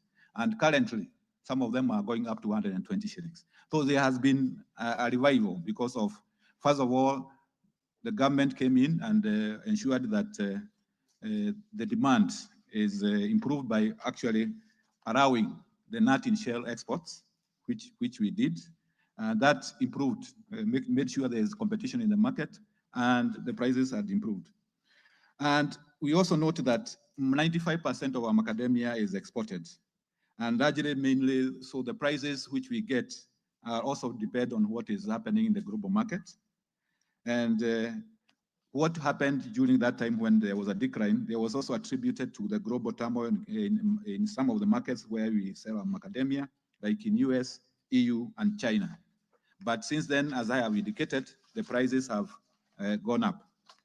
One of the consequences is that our manufacturers, local processors, which are a big number, actually almost about 35 or 38, which they could not even get the macadamia to process in the country because of the glut which was there. And China has emerged as one of the macadamia producers, and this is causing also a glut in the market. So the prices, the dynamics about the prices in Kenya are mainly global and also local, whether we are exporting a nut in shell, whether the local companies can be able to process. What are the measures are we taking? The ministry, as I have indicated, lifted the ban on exportation of raw macadamia, which has been imposed for the period of 2nd November to 2023 to 3rd November 2024. The ban was imposed to facilitate clearing of the backlog of macadamia, what was not in shell, through export. This translated to price recovery from the previous lows of 30 shillings last year to an average of 80 average last year, bed of last year. And these prices have increased to 120 by now. The ministry, through the Agriculture Food Authority, has undertaken intense sensitization of growers of the need to form associations and cooperatives. Because one of the other areas which we are finding is that macadamia farmers are not organized into groups or cooperatives, and they are being exploited by brokers. Brokers take the big role. So we would like to mobilize farmers into cooperatives and associations so that they can be able to market in an organized manner. The ministry had issued a ban on harvesting of macadamia because we also noted that some of the unscrupulous brokers and farmers were harvesting immature nuts. And this, they were trying to sell in the market, and some of them for export. And this was making Kenyan macadamia to look, the quality to go down. So we agreed that we need to impose what we call a ban, a period where you cannot harvest until the nuts are mature. The government is also in the process of developing mature nuts grading guidelines so that farmers can earn optimum prices from good grades. There is no grading system. They say grade 1 and 2, but we would like to have a guidelines on how that can be done. The ministry has also developed marketing strategy to guide domestic market expansion for macadamia nuts, and the ministry, through Agriculture Food Authority regulator, is creating stakeholder engagement platforms to facilitate buyer-seller negotiations for competitive price discovery of macadamia value chains. So we are doing various measures to make sure that farmers get the maximum out of the macadamia. Then number 3 is why we have not, as mandated by Section 44 of the 40 of the Crops Act, yes, is to be formulated, and they expected implemented to protect the farmers and scrupulous breeders. As I have indicated, the response is that the ministry have formulated already the regulations anchored on Section 40 of the Crops Act 2013, which addresses marketing as as various subsections. We have quoted the subsections. They are 40A, 40R, 40S. So there are already regulations which have been formulated, and those regulations addresses various aspects of marketing. For instance, they provide for rising of quality planting material, arising from quality planting material, making sure that we have quality planting materials. Regulation 22 also provides for contracting, signing, and between growers and dealers so that we manage the marketing. Another regulation provides for harvesting and maturity of macadamia nuts. Another regulation, development of traceability system so that we can be able to trace where the macadamia is coming from. So we have a large array of regulations which have been formulated to make sure that we streamline the marketing and pricing and management of the macadamia market industry. With some of them even providing for sampling and compliance with standards which support production of quality and which will consistently be boosting prices. In general, I would say we have made all the efforts, most of the efforts to make sure that we have regulations to make sure that that sector, which is actually coming up very well, we have order so that we are not left to the whims of traders and farmers are left vulnerable. So that is what I can say. Thank you very much. Yes, Honorable Ngui. You have a follow-up? Okay. Thank you, Honorable Speaker. Honorable Speaker, the CS has considered that the lifting of the ban for importation of the raw macadamia mean the price to shoot from as low as 30 shillings to 80 for exportation of raw macadamia, from as low as 30 to 80 and eventually 120. Why would you want to impose a ban on export if the prices will decline for the farmers? Please clarify that. The ban not to harvest macadamia between 3rd November 2024 and 1st March 2025. What informed this ban between this period? And this ban also has a force of law. Where is it anchored in law? Secondly, macadamia has different varieties. There are some varieties of macadamia that usually produce, or actually they are usually producing macadamia, those varieties, the entire year, depending on the variety. Where do these fall under this ban? There are also ecological and climatic conditions that determine when macadamia would be ready for harvesting. The entire country is now stuck that you cannot, you can't harvest any macadamia. And if this is the time farmers are getting buyers, and to prevent glut, because the moment you open on 3rd, in March, then there will be glut in the entire country and macadamia will fall down. Why don't we allow free harvesting of macadamia, selling so that farmers can have money the entire year? Yeah, and if the buyer is comfortable with buying macadamia which is not even ready, what is your problem? If my buyer can buy macadamia, even if it is not very, whatever you are calling physiological mature, the person who is consuming the macadamia is the buyer. And if that person can buy, why are you limiting me to sell macadamia? And why are you limiting that buyer who would want, even if you don't want to, you want to buy and go and keep, that is your problem. So please explain on this, because farmers are suffering. Geshogo farmers, even today they called me. There is a problem and they want to sell the macadamia. They want to put money into their pockets the way you told them. maybe give another follow-up to Honorable Mbui, and then you can answer. Thank you, Madam Speaker. The CS made reference to regulations on macadamia. I just want to confirm, have these regulations been gazetted and tabled in Parliament within the statutory timelines as expected? And secondly, can you assure the government, the country, that you have sealed all loopholes since you are a new CS for the possible production or sale of fake fertilizer?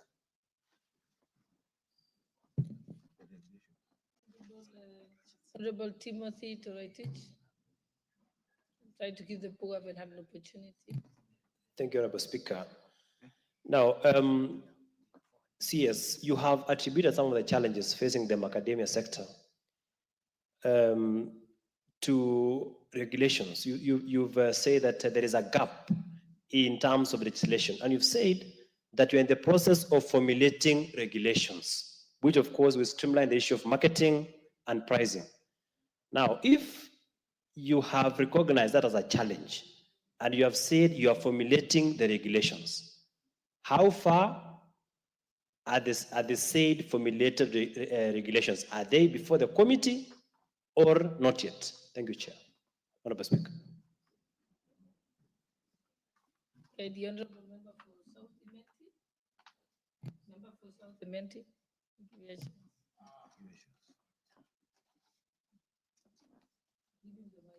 Thank you, Madam Speaker.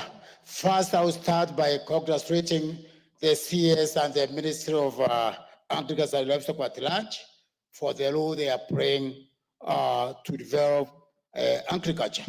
My question is direct. I would like the CS to tell us what action are they taking to make sure that there is an increase in production, since if we have increased production, it means that the prices or export market can be expanded.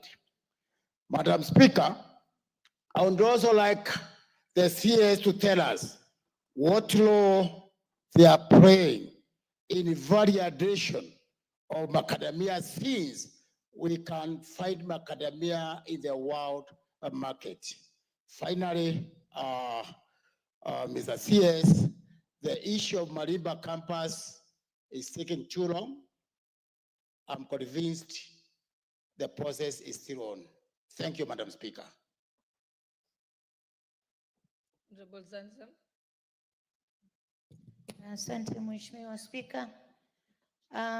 Mimi napenda kumuuliza waziri, na hii ndio swali haswa ambayo imenileta hapa bungeni leo.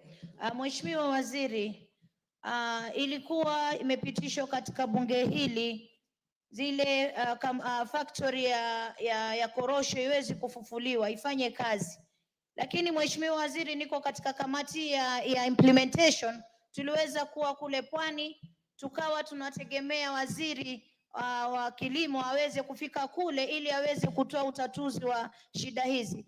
Mheshimiwa Waziri, watu 4,000 walikuwa wanafanya kazi katika hizi factory na wengine ambao wanategemea watu 50,000 katika huu ukulima wa cashew nut. Lakini mpaka sasa, licha ya kuwa imepewa mtu ambaye ni mtu private ambaye anafanya shughuli hizi, Mheshimiwa Waziri, mpaka sasa hatujaona manufaa yoyote ya ukulima ndani ya kaunti za Pwani, Mheshimiwa Waziri. Na Mheshimiwa Waziri, mimi nasikia uchungu nikisikia jumba hili linazungumzia juu ya kahawa vile inavyostawi, majani na ukulima mwingine. Lakini Pwani sisi tumesaulika sana, Mheshimiwa Waziri, ndio maana tuliwahitaji sana wakati huo tukienda kutembelea ule mtambo ambao umechukuliwa na private investor, lakini pia hatukuruhusiwa kuingia ndani. Na mswada huu uliletwa hapa na Mheshimiwa Owen Baya, ikawa imepitishwa kuwa ifufuliwe factory ya cashew nut ama ya korosho kule Pwani, lakini mpaka sasa hatujaona kitu chochote. Tukiangalia pia ukulima wa nazi umedorora, umerudi chini. Ile port ni port yetu ndani ya Mombasa, lakini inaingiza nazi kutoka nje, inaingiza korosho kutoka nje, wakati wakulima wetu wa Pwani wanahangaika, wanabobea kwenye, tuseme wameishiwa kabisa, wamekuwa maskini na miti ya korosho iko. Mheshimiwa Waziri, Mheshimiwa Spika, ningependa Mheshimiwa Waziri aweze kunipa yakini. Najua hakuwepo, ilikuwa kwa yule mwenzake, lakini yeye anafanya mikakati gani kuhakikisha kuwa factory ya korosho inafufuliwa kama tulivyopitishwa katika bunge hili. Mmea wa maembe ndani ya Mombasa unazinduliwa, unainuka vizuri, na nazi pia, nazi zetu pia zinafufuliwa. Mheshimiwa Spika, mimi nasikia uchungu nikiona wenzangu wazungumza Makamedia bei imeshuka chini, wakati ambapo korosho, maskini ya Mungu, hata hatuna mahali tunaonekana. Na ndio nilisikia uchungu hata waziri wa elimu akitoka, kwa sababu nilitaka kumuuliza zile nafasi alitoa za kazi. Mombasa tulipata 6 kutoka kwa 1056. Jamani, tuko broad-based government sahihi, na tunataka tuone matunda, ili za sisi tukisimama kwenye majukwaa tumwambie rais na tuambie wananchi rais amefanya. Lakini tunataka tuone waziri, na nyinyi ndio rais ameweka kwenye mikono yenu, muweze kumsaidia kazi. Akija kule nje aseme hapa nimefanya hiki, nimefanya hiki, lakini mkimwangusha atapata shida kule mashinani. Kwa hiyo mimi naombea kaunti za Pwani mkorosho uweze kufufuliwa. Asante sana. Okay, waziri.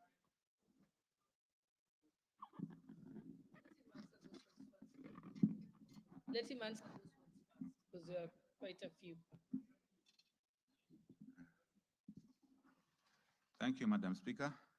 First of all, is the issue about macadamia, about export versus local. When you look at when we export nuts, we call it nut in shell. That is nut.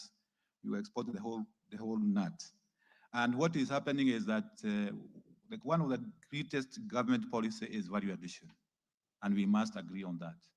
And when we export nut in shell, we are losing in terms of value addition.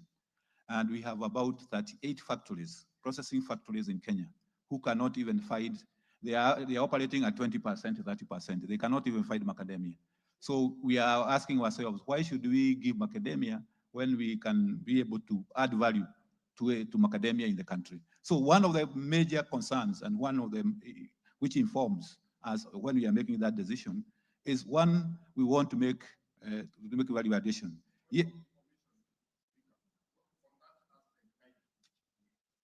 What's your point of information? Thank you. With tremendous respect, yes, we have those processing companies in Kenya. But the CS has just indicated they are in the process of trying to organize farmers to form cooperatives. But there's none of those factories is owned by farmers. These are individual business people, and that is where the problem is, because they want to take advantage. What's your question? The question is? The issue of value addition, yes, but why don't you allow farmers to sell the way they are selling, as you organize them to form cooperative societies and then have their own factories so that they can reap the benefits of their sweat? Otherwise, they are being exploited by local cartels. And how about if the prices will be down in that March? Unless you tell us that the price will be over 120 as it is now, the way they are selling, then we can buy your argument. But if these cartels just want to have farmers produce and then they exploit them, we will not accept that, Madam Speaker. Okay, Waziri. Okay, much we have had, but I would say that also being investors in Kenya, individuals are allowed by, it's business, normal business. I think we cannot criminalize the people who are investing in this country. So what we are also agreeing with the processors is that while we would like you to add value, we also guarantee a minimum price for the farmer. That is what we are saying, and that's what we have agreed, and we are going to give a minimum price which they have to buy on, and if they regulate on that, then we open it up. Yes, when you open up. I think allow him, the minister, to. Yes. The other issue is a ban on harvesting. This is an issue because if you even compare this is what will happen in avocado. When the nuts go out there, they don't belong to an individual farmer, they belong to Kenya. And when they are substandard, their quality is questionable, then it becomes an issue. And the ban is just to make sure that when you open the harvest, most of them, 90% of the nuts can be harvested as mature. But when you allow no more harvesting, continuous harvesting, it becomes an issue because quality becomes compromised and there is issues when it is being exported out there. Fake fertilizer. I would like to confirm to the member and make sure that this time around, we are determined that there will be no fake fertilizer in Kenya. That we can give. We have put all the measures. We have put teams to look at all aspects of fertilizer procurement. And so far, this time, we have distributed fertilizer for the short range season. And there have been no incident. And it is going to happen for the same for the coming rains. We have assured the country that come January, we will have all the fertilizers in the country for the next season. And we are sure it will be fake. It will not be fake. It will be quality fertilizer. It will not be fake. The Gazette note, the rules, I'm being told that the rules, those rules are where the crops, through the crops and nut oil regulations 2020 are done for publication for allow for public participation. So we have already published them. They are going for public participation.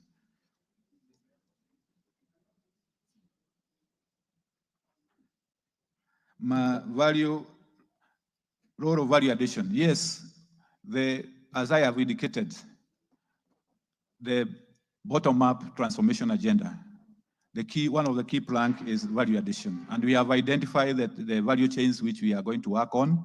So value addition is the key. And we are emphasizing not only, for instance, even in our tea, our major commodities like tea, we need to add value. We don't want to export raw commodities. So value addition in all the value chains which we have identified is the key. Mariba campus, there will be a visit by 25th of this month, and the issue will be sorted out. So the delay which has been there will be sorted out. The issue about the coastal intervention in the coast provinces. Madam Speaker, in your indulgence, I'll come with a complete, comprehensive message on Wednesday. Samsom, you've got that? Amesema atakuja rudisha swali Wednesday next week. Mheshimiwa Spika, hata akileta majibu next week Wednesday, nataka Mheshimiwa Waziri atuhakikishie kuwa kuna barua kama implementation committee tumemtumia kuwa naye pamoja Mombasa tarehe 29. Nataka tuhakikishie atakuja kwa sababu ametukwepa sana muda mrefu. Hawa ma-CS hawaji kabisa katika mikutano yetu, ndio tuweze kutatua kule tukiwa pamoja. Asante sana Mheshimiwa Spika. Member for Agriculture's Chair. Thank you, Honourable Speaker. Honourable Speaker, I would like the Minister to confirm this. That first of all, we are not banning the harvesting of macadamia because he has pressure from the manufacturers or the processors, because they lobby very, very strongly. And last time, we had a ban on exportation of macadamia. It was through the lobbying of these processors. And when they lobbied, they brought down the prices of macadamia because there was no possibility for a farmer to sell anywhere else. The other thing, Honourable Speaker, the Minister should confirm is whether they have a structured way of allowing the exportation. How is the exportation managed? Because if export market is not properly managed, they allow people from outside this country to go to the farm. Just ask the question so that. So how is exportation structured? Is it something that is there a system? Is it predictable? Do farmers know? Where do they get this and how is it done? Honorable Bui. And then finally, whether the ban is also anchored in any legislation or subsidiary legislation. Thank you, Madam Speaker. And I want to thank the CS for confirming that there will be no fake fertilizer going forward. And but I want him to confirm that, earlier on he had indicated that there are regulations, and he has confirmed that there are no regulations because they have not even gone for public participation. So he has to be careful when he's responding. But I just have a follow-up question on what he said. He said he's going to set minimum prices for macadamia. My basic economics tells me that prices are set on the forces of demand and supply. How will you be able to go beyond those forces in case there is a glut, in essence, or an excessive production of a product? How do you set the minimum wages? Thank you, Madam Speaker. Member for Kwanza. Thank you very much. You talk about macadamia, and I just want to draw the attention of the CS that this country is importing a lot of edible oil. Yet this country, particularly my area of Trans Nzoia, is Okay, a you're supposed to be tropical asking a region. And question. the question is, we have learned from ADC where we can plant a lot of edible, like the sunflowers. What the ministry doing to be able to plant more of these sunflowers, which takes only 3.5 months to mature, so that we can stop importation of Let's edible move away oil from in the this country. statement. What are we Just doing you have about asked the it? question. Okay. Yeah.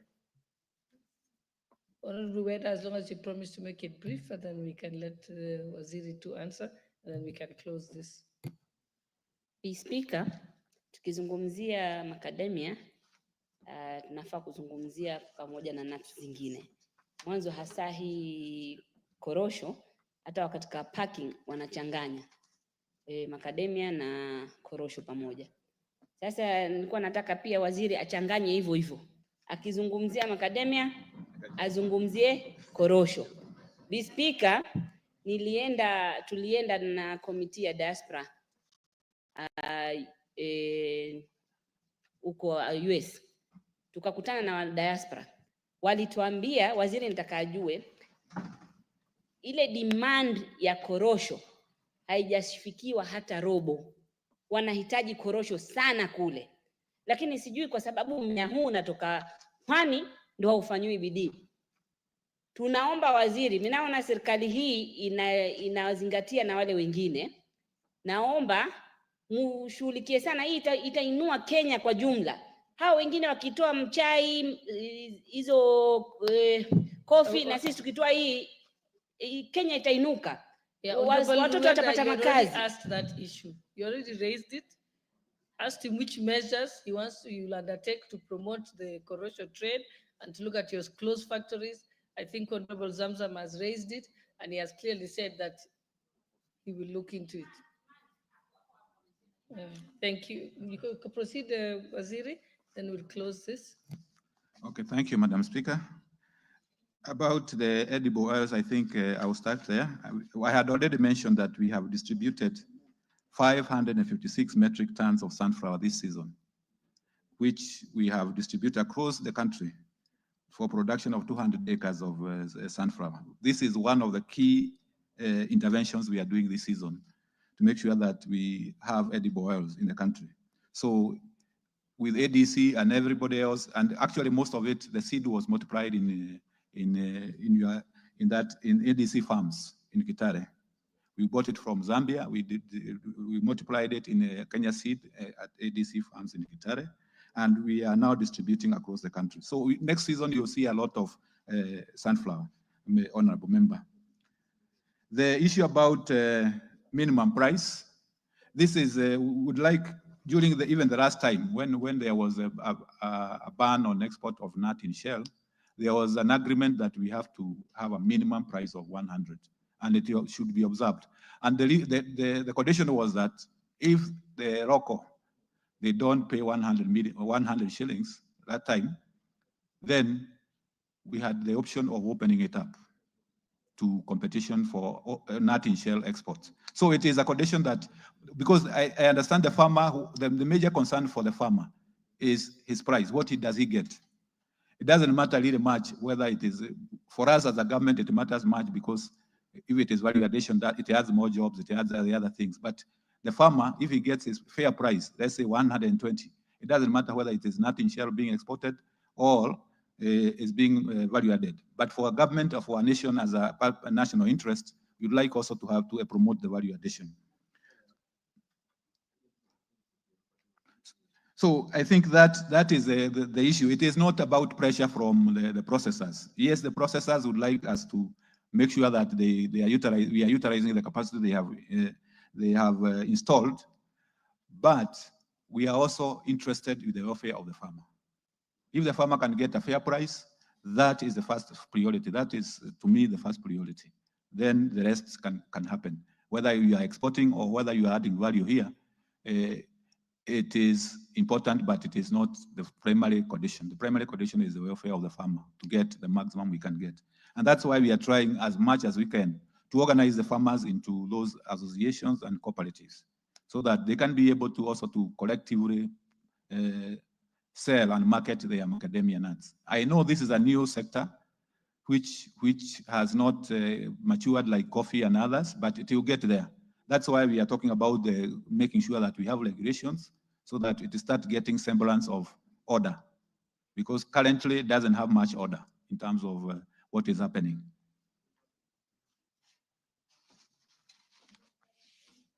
Okay, I think we are done, Waziri. Thank you for your time, and you may now be released.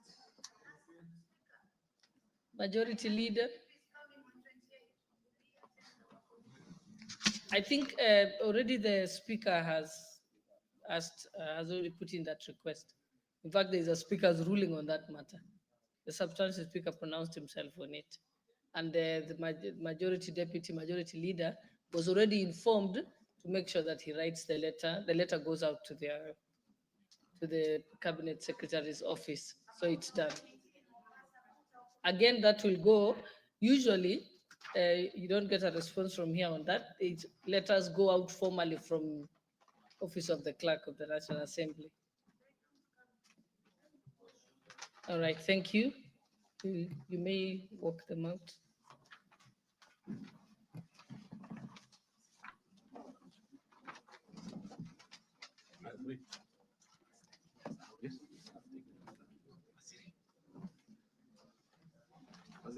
Thank you.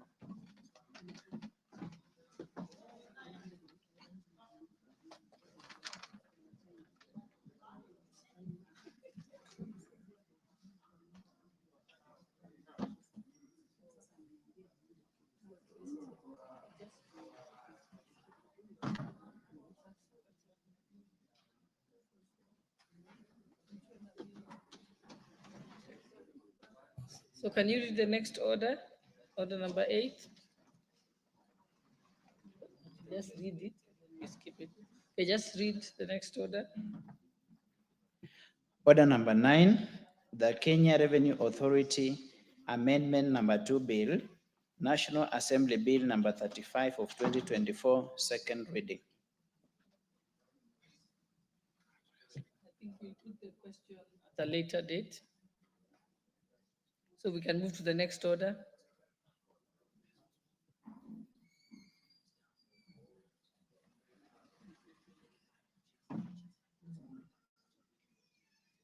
Majority Leader. Thank you very much, Honorable Speaker. Honorable Speaker, I beg to move that the Kenya Revenue Authority Amendment Bill number 2, Bill of 2024, National Assembly Bill number 35 of 2024, be read the second time. The bill published on 9th July, Honorable Speaker, 2024, and it was read for a first time on the 15th of August, 2024. Honorable Speaker, this bill contains amendments that seek to support education and training by Kenya School of Revenue Administration, KESRA, to provide for the appointment of Deputy Commissioner by the Commissioner General and to give the Cabinet Secretary power to waive the penalties payable by an appointed agent who fails to transfer funds collected. Honorable Speaker, I just want to put this in perspective so that it is very easy for members to understand what this bill is about. So I just want to it's okay. So I just want to make it very simple. One, what does this bill intend to do? It is to allow KESRA, the Kenya the Kenya School of Revenue Administration, to be able to collaborate with other institutions. That's the first thing. That it can collaborate with universities, with colleges, and other institutions so that it can provide higher learning and better qualification for people that are going there. That's the first thing.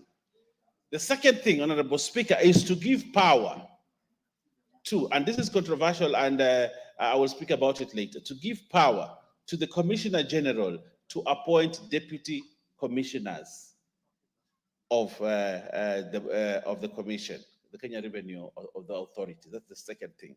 The third thing that this bill intends to do, there are four things. So one of them is to streamline it will protect, no, not that one, to give powers to the minister in waiving of penalties. That's the third thing. Give power to the minister in charge of treasury to waive penalties. And the third thing is to protect businesses and entrench fair tax administration. In a nutshell, this is what this bill is about. Those four things.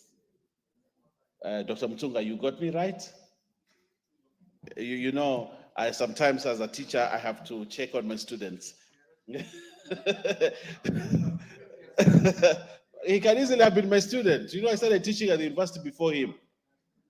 So, Honorable Speaker, those are the key things about this bill. So I just want to go clause by clause now so that it is understood.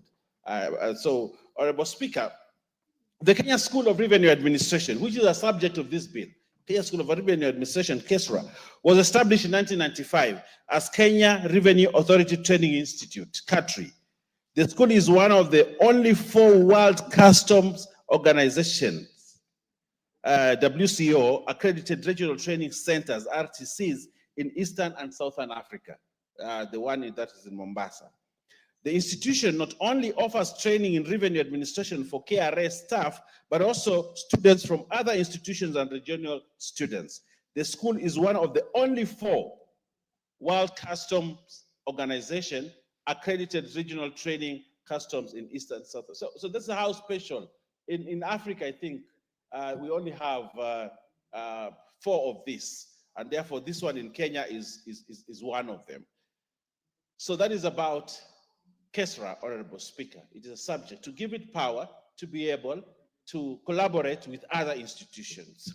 Honorable Speaker, in clause 2, the bill proposes to amend section 5 of the Kenya Revenue Authority Act to provide for a legal framework for the Kenya School of Revenue Administration to offer or collaborate with other institutions of higher learning to provide programs in revenue administration, develop curricula, and assess or examine students and award qualifications.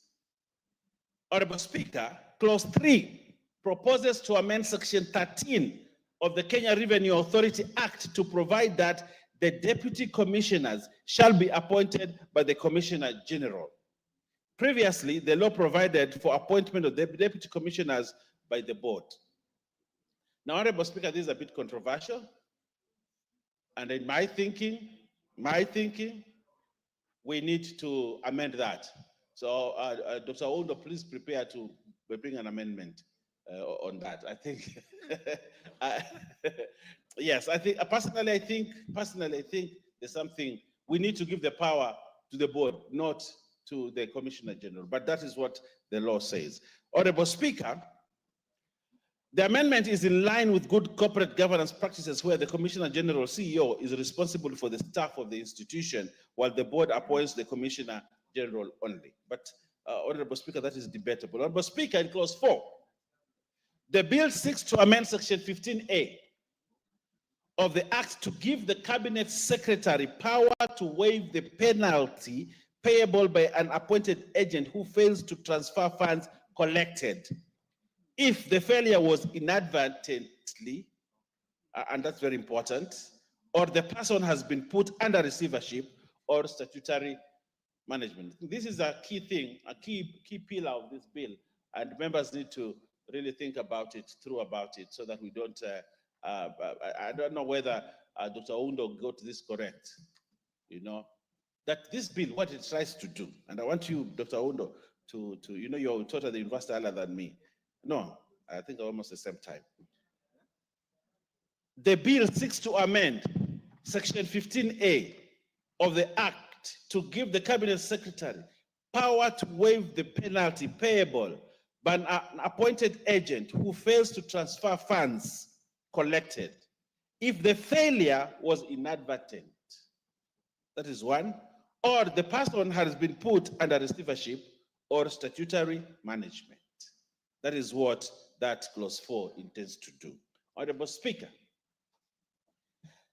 This section provides that the commissioner may appoint agents for revenue banking services who are qualified to transfer all the funds collected to central bank accounts. It also provides for a penalty where an agent fails to transfer the funds. Honorable Speaker, the amendment recognizes that for various reasons not deliberated on the part of the agents, they may be unable to remit the funds. Therefore, the amendment is to allow the Cabinet Secretary to waive the penalty in the case of system downtime, non-compliance that is not deliberate, receivership or statutory management, and force majeure. Sometimes an agent may fail to remit funds, not because he wanted to, but at the time when he wants to remit funds, the system is on downtime. And if there's downtime, then it might attract penalty, not because he wanted to, but it was inadvertent. And therefore, we give the Cabinet Secretary a power to waive the penalty, not the payment, the penalty on the money that has not been remitted on time. Honorable Speaker, in summary, and the MP for Kathiani I can see is listening very keenly. In summary, the bill is important for the following reasons. It will empower the Kenya School of Revenue Administration to collaborate with other institutions, which is important. 2, it will streamline KRA operations in the appointment of deputy commissioners. 3, it will protect business and entrench fair tax administration. And 3, it will enable the waiving of penalties in exceptional cases. Honorable Speaker, I therefore urge the members to support the bill. This is a very small bill. It's just 4 clauses that we are amending, Honorable Speaker, and I think I have made it easy for anybody listening to understand what this bill is about. And there are certain issues that we may want to amend as Parliament, because this is a proposal that is coming in. I believe the appointment of the deputy commissioners of KRA should not be done by the CEO. It should be done by the board and not the CEO. And this is debatable, but the bill proposes that the CEO be given the opportunity to appoint deputy commissioners. But unilaterally, I think there must be checks and balances, Honorable Speaker, so that we ensure that it is done properly. So, Honorable Speaker, I move and request the Honorable Oundo, a learned man from the University of Nairobi, to second. Thank you, Honorable Speaker. Let me thank the majority deputy party leader in the August in the National Assembly for asking me to second the Kenya Revenue Authority Amendment Bill number 2 of 2024. Honorable Speaker, as I support, I just want to raise a few concerns here and there, because this bill is published under the name of Kimani Ichung'wah, Leader of Majority, a presupposed Leader of Majority party. And indeed, I would imagine, so to speak, in the old constitutional dispensation, it will be called a government bill. So it must have gone through a bit of consultation before it's published. The entire, even the mover himself, who happens to be the owner of the bill, has misgivings on some of these bills, some of these clauses, probably reinforces the view being held outside there, that probably this house could easily become a conveyor belt. But that's besides the point. Let me stand here to support the bill as moved by the Leader of Majority Party. And of course, like any typical bill, is now the property of the National Assembly. The National Assembly can do with whatever it wants to do with it, and to the point, it gets to the final end. Honorable Speaker, of course, it's a short bill, basically to put a few things here and there. I have misgivings on clause 2, and that is 2A, that we need to review, because allowing the Kenya School of Revenue Administration to develop of curricula, assessment or examination of students, and awarding of certificates. Honorable Speaker, for you to award a certificate and ensure the certificate is recognized internationally or in other places, there must be a process of certification or accreditation. I do hope and pray is the whole intention of the move of the bill that they will seek accreditation from the Council of University Education, because if they collaborate with the higher institution of higher learning, that has only to be the university, or they will seek authority from the TVET authority, as well as Kenya National Examination Council. Otherwise, then their certificate will be only good to work in KRA and nowhere else outside and within this country or outside this country. So this is an area we must apply ourselves and see how to amend, make sure it's in tandem with reality. Clause 3, Honorable Speaker, is the one that is the most mischievous, and I really wonder how somebody who really believes in tenets of corporate governance would want to give the cabinet, the commissioner, the absolute authority to appoint his or her deputies. This is a complete abuse of power, and I would, as I second, I would request the committee that's involved, I hope they have seen the mischief here, will seek probably a complete deletion of the clause. Honorable Speaker, again, clause 4 is another fairly, I want to call it controversial. An agent is required to collect taxes on behalf of KRA. The date of remission or submission is clearly agreed upon in good time. To talk about system failure is serially handing the agent the right or the opportunity to really abuse that privilege. I would really, in any case, if you know the last day is going to be tomorrow, a prudent professional or manager as an agent will seek authority to remit in fairly good time, because when the system gets clogged, it will obviously delay. So somebody can actually use it to misbehave. Again, I would believe that when the commissioner appoints an agent, they will put into place adequate measures to ensure that the agent is solvent. Now again, to imagine that such an event, that notification of the person that has been put under receivership or statutory management, prevent transfer of funds, I would really have thought that KRA would have taken in due diligence to ensure that the agent is financially sound, and if there are any signs, because by the time you are put under receivership or you are under statutory management, there has been a process. Once such intention is filed, at that particular moment, KRA should terminate the agent's agreement so that the taxpayers of Kenya do not miss out any money.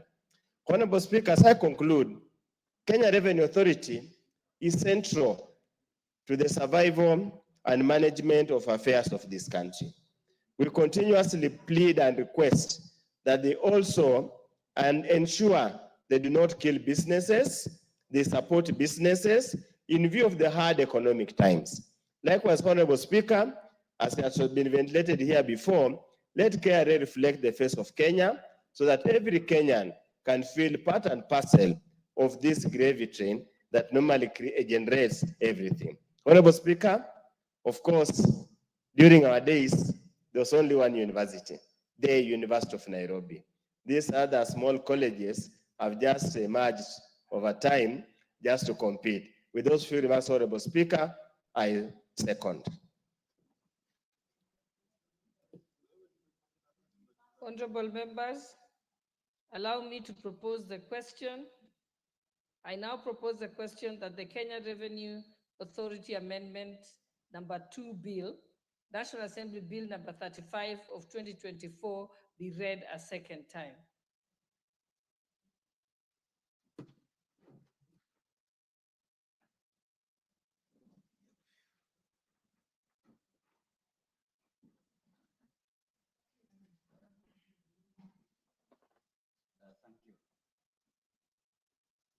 Thank you, Madam Speaker. I think this bill, short as it is addressing a very important function and responsibility of the Kenya Revenue Authority in terms of development of the curriculum in consultation with other institutions. I agree that the term section 2BA, offering directly or in collaboration with other institutions of higher learning, the question of developing the curriculum is already addressed from that perspective. Therefore, the issue of accreditation, the one Honorable Oundo has spoken about, to my understanding, is addressed by section 2B1. However, I agree that this bill needs to be amended further, because we can't have a commissioner having the power to appoint his deputy. Mr. Speaker, these powers, because even if you look at other institutions, this is a very high position, and this needs to be lessened at the responsibility of the board. I therefore ask that we do a further amendment on that and release this responsibility to the board.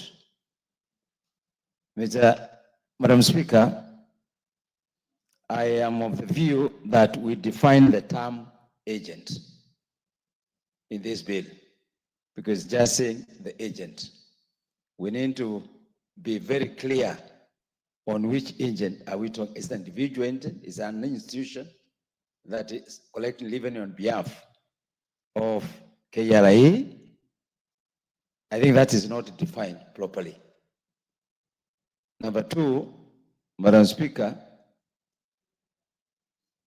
which system downtown, which system fails? Is it the system of the agent, or is it the system of KRA? If, for example, the agent is the bank, we need to be very careful to say the system that has failed is the system of KRA. It's not accepting the transfer, or it is the system of the agent that is not able to transmit the information to KRA. So those clarifications, Madam Speaker, I think they need to be taken into account. As it is, Madam Speaker, those amendments, if they are done, then we can proceed and approve the bill. But as it is, Madam Speaker, I have my reservation on the same. Thank you. The Honorable Robert Mbui.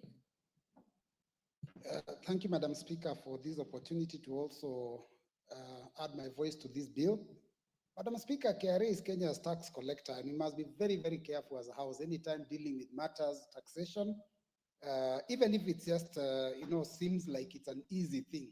It's not, it cannot be easy, because whenever we are dealing with KRA, we are dealing with powers for them to collect taxes, we are dealing with powers for them to waive, we are dealing with powers for them to even collect more. So, Madam Speaker, it's something we have to take seriously.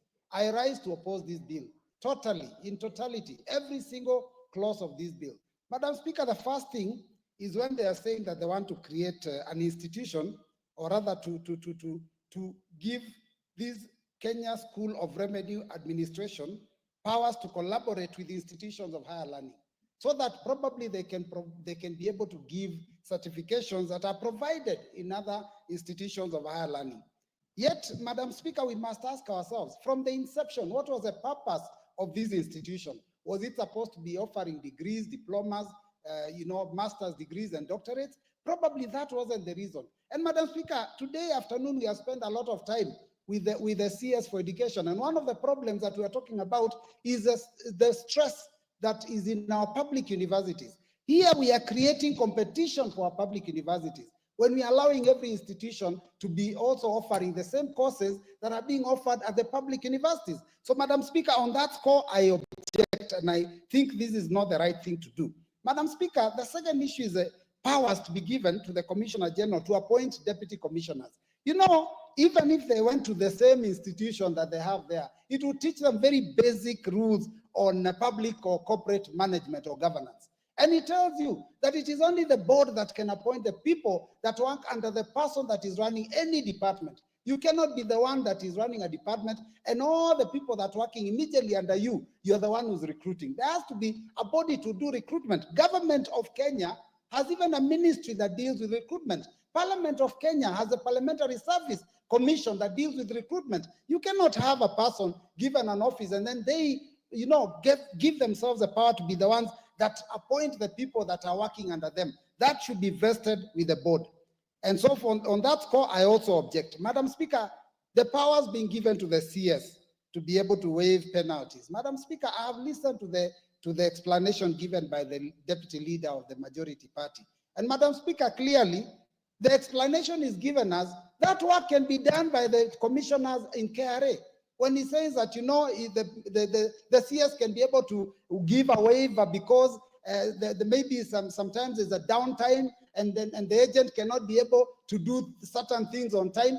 Isn't that an explanation that the commissioners can also understand? I mean, it's like making it seem like it's rocket science. It's basic common sense. If the systems have failed, no one can make a payment, they cannot be punished. And the person who can listen to that is even a junior officer, not even a commissioner. So on that one, I also believe that this bill fails the test of time.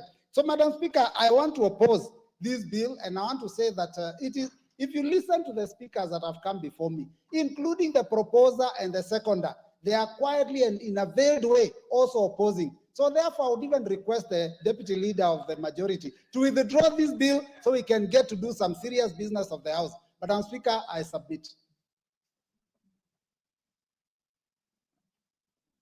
I see there are no more interventions.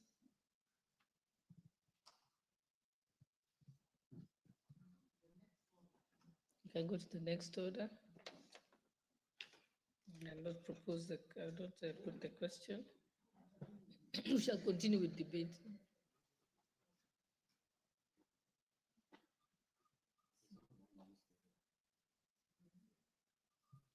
I can't see anyone who's Honorable Dorothy Kiara. Do you want to speak to this? Madam Speaker, I'm just interested in the next order, which is the coffee bill. Thank you, Madam Speaker.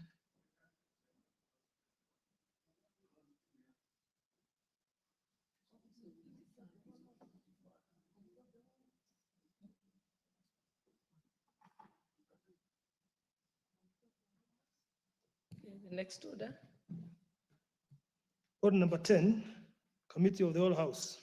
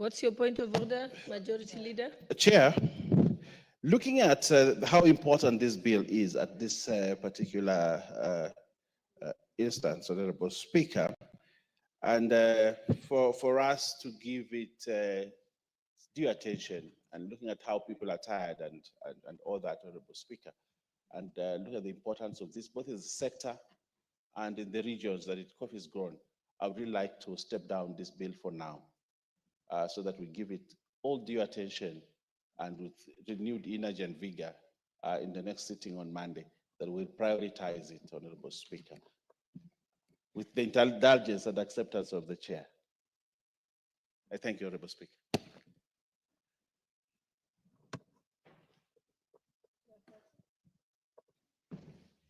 Honorable Speaker, I have no objection to that proposal by the leader of majority. Okay, so I think can leave it and request that the business will request the Speaker, the Business Committee to give it priority at the most immediate date.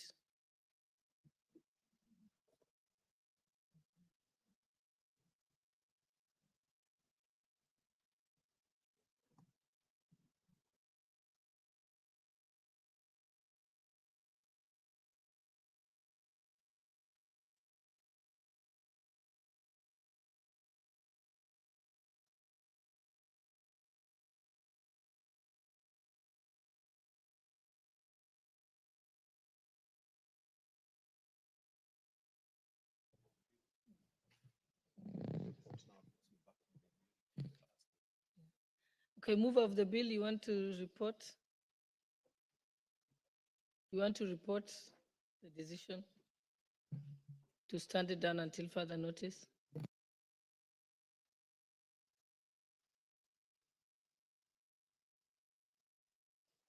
Honorable Speaker, I would like to report that we have agreed to stand down the bill at the Committee of the Whole until at such a time when it is scheduled for the third reading. I thank you, Honorable Speaker. That's acceptable. Okay, let's move to the next order. Okay, what's your point of order, Honorable Ounda? I just want to sincerely request the chair of the Agriculture Committee to mobilize to the very least all the members of the Cultural Committee by the time we are being scheduled for for Committee of the Whole House. Ask all the members of the Cultural Committee to be at least present, because I've interacted with this bill quite often. They can actually guide debate in the Committee of the Whole House. Thank you, Honorable Speaker. Yes, Honorable Minority Whip.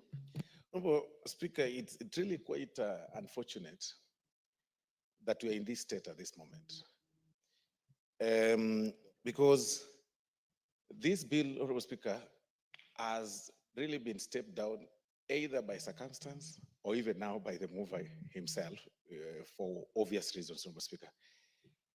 My only challenge is that looking at the very packed calendar, next week, Honorable Speaker, it is really not practically possible even to have it on Monday or Tuesday. So I do not know how we will be able to navigate, but in agreement with what Dr. Uda has said, that at the point it gets scheduled, I think now we put it upon the Agriculture Committee and the Agriculture Chair himself to mobilize his team, his 15 members, all the people from the coffee growing areas, so that they can have interest in this matter. And You have also a remember you're dispersed- the majority whip, so you're also supposed to be in charge of whipping the Honorable- members. So you can't be delegating. Honorable Speaker, as the majority whip, I also have the powers to delegate. Now I delegate and appoint the chair of agriculture to do that and to action that. Thank you. Well, members, I think honestly, we do know that there is a lot of interest by members on this particular bill. And I think it would be unfair and not doing justice to the bill if it's done, if we proceed with it now. And in fact, actually, most members assume, because we had two ministers here today, the presumption was that the cabinet secretaries would normally take the usual time up to 9 p.m. I don't think they expected us to be that efficient. So I think with that, Yes, your permission. Honorable Speaker, let me inform the House that today's status quo, the situation we are in right now, is because of the way the order paper was. There was a lot of business, and then we actually could have stood down the business you've just dispensed. Because there were members of my committee were waiting, members of the coffee caucus were waiting. So they have been waiting. Even yesterday, they were full house here. So sometimes we cannot blame members. And the majority whip should do his job. He should not transfer his responsibilities when things go west. When the things seem to be going south, don't transfer responsibility to me. Thank you. Yes. Did you want to say something, Honorable Dorothy Kiara? Thank you, Madam Speaker. Madam Speaker, I want to underscore the fact that the coffee bill is a very, very important bill for this country. And Madam Speaker, I want to say it should not be a reserve of only the coffee growing areas. This is a cash crop grown in Kenya, and all of us members should be present to be able to execute, because the areas where coffee is grown today might not be the areas where coffee will be grown tomorrow. So, Madam Speaker, let the whip sweep people so that all members are present as we execute the business of the day. Thank you, Madam Speaker. Thank you. And I think in future, the chairperson for agriculture, sometimes if you find that this is a very important bill and it's time bound, sometimes you can just come and whisper to the speaker, and the speaker can rearrange the order paper. So I think he has a discretion to do that. Honorable Mugambi. You know, this is a very important bill, Madam Speaker. And I think you as the sitting speaker, you have an obligation to inform the speaker, whoever is going to be there on Monday, that we alter the calendar for that day. I don't believe it is the responsibility of the chairman per se. No, please sit down. Let him finish.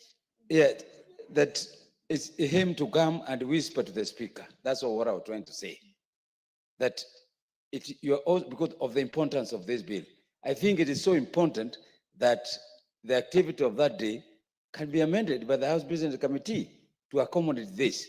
So I really, in as much as the chief whip want to inform me, it is part and parcel of the House Business Committee, and is part and parcel of the coffee growing zone. Is part and parcel of the mobilization of this house. So he cannot run away and he can't inform me. What he need to be is to support me to how this motion will be, I mean, this bill will be discussed on Monday, not to inform me. If you inform me anything else apart from that, Madam Speaker, I will not accept to be informed. No, Honorable Mugambi, I think what we've agreed is that I've already directed that the deputy majority leader ensures that it's appropriately placed at the next order paper. But I'm also saying where in some cases you find that the timetable is going a bit off schedule, and you as a chairperson normally would know how many clauses are left and the importance and the priority of it, then you can even still raise it here on the floor, and the speaker will actually reorder the order paper. So I think let's close that debate. We are done with that. What's the next order?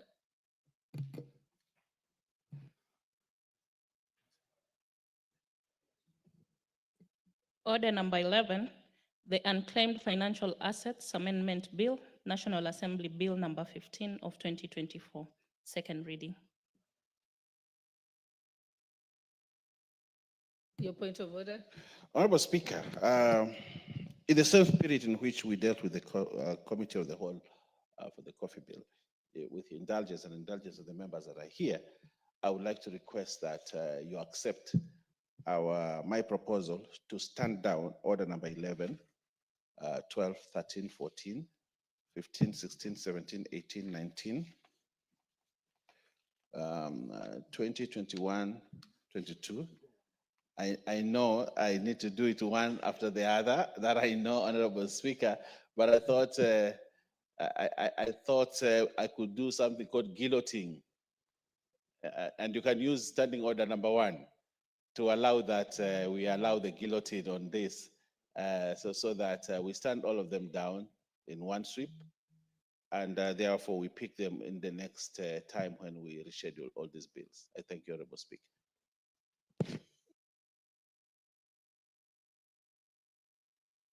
You're having too many points of order. What's your point of order? Honorable Speaker, what the Deputy Leader of Majority is saying is that we have no quorum. I rise on the point of order number 35, that this House considers the business we're discussing as lacking sufficient quorum for any decision that you need to make. I think I will rule in favor of the lack of quorum and for us to adjourn.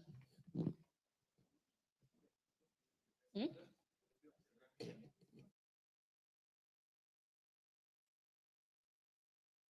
We can ring the bell for 5 minutes.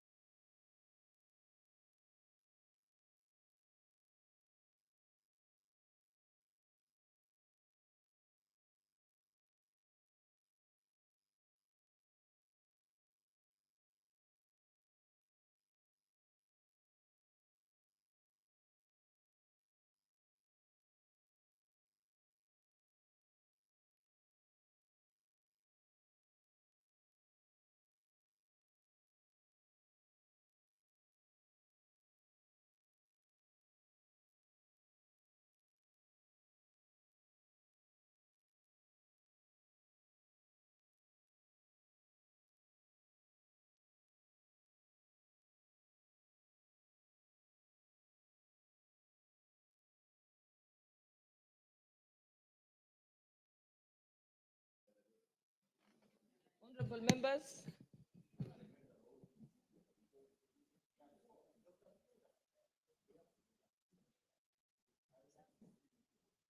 It's okay, I can see the time from there. Honorable members, and the time being 19:45, 100 hours, this House stands adjourned until Thursday, 21st November, 2024 to 2:30 p.m.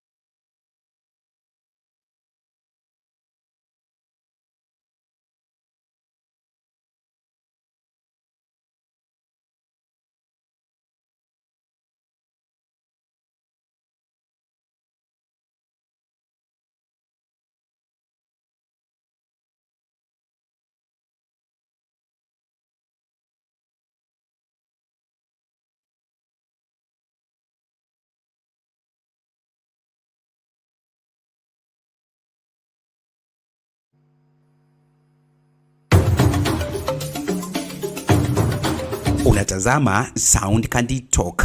Toa sauti yako usikike.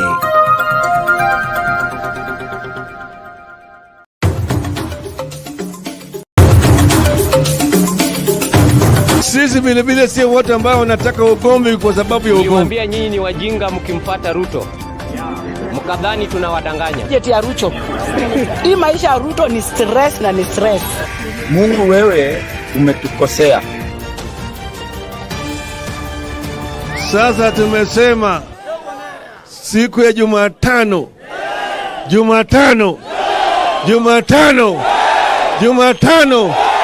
Muko tayari? Muko tayari?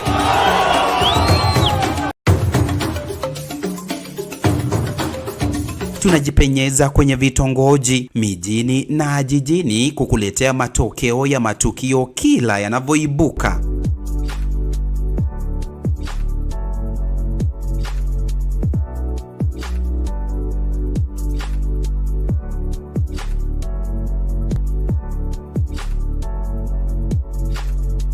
mbashara. Tazama Sound Candy Talk kwa habari sahihi.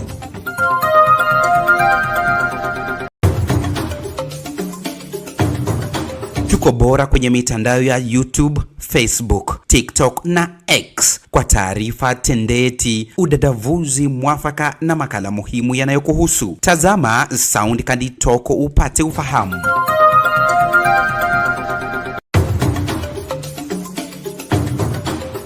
Kwenye kilele cha Mount Kenya hadi mabonde ya Keio Valley.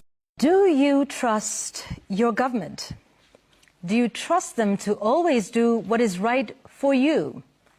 And do you think they make decisions that are in your best interest?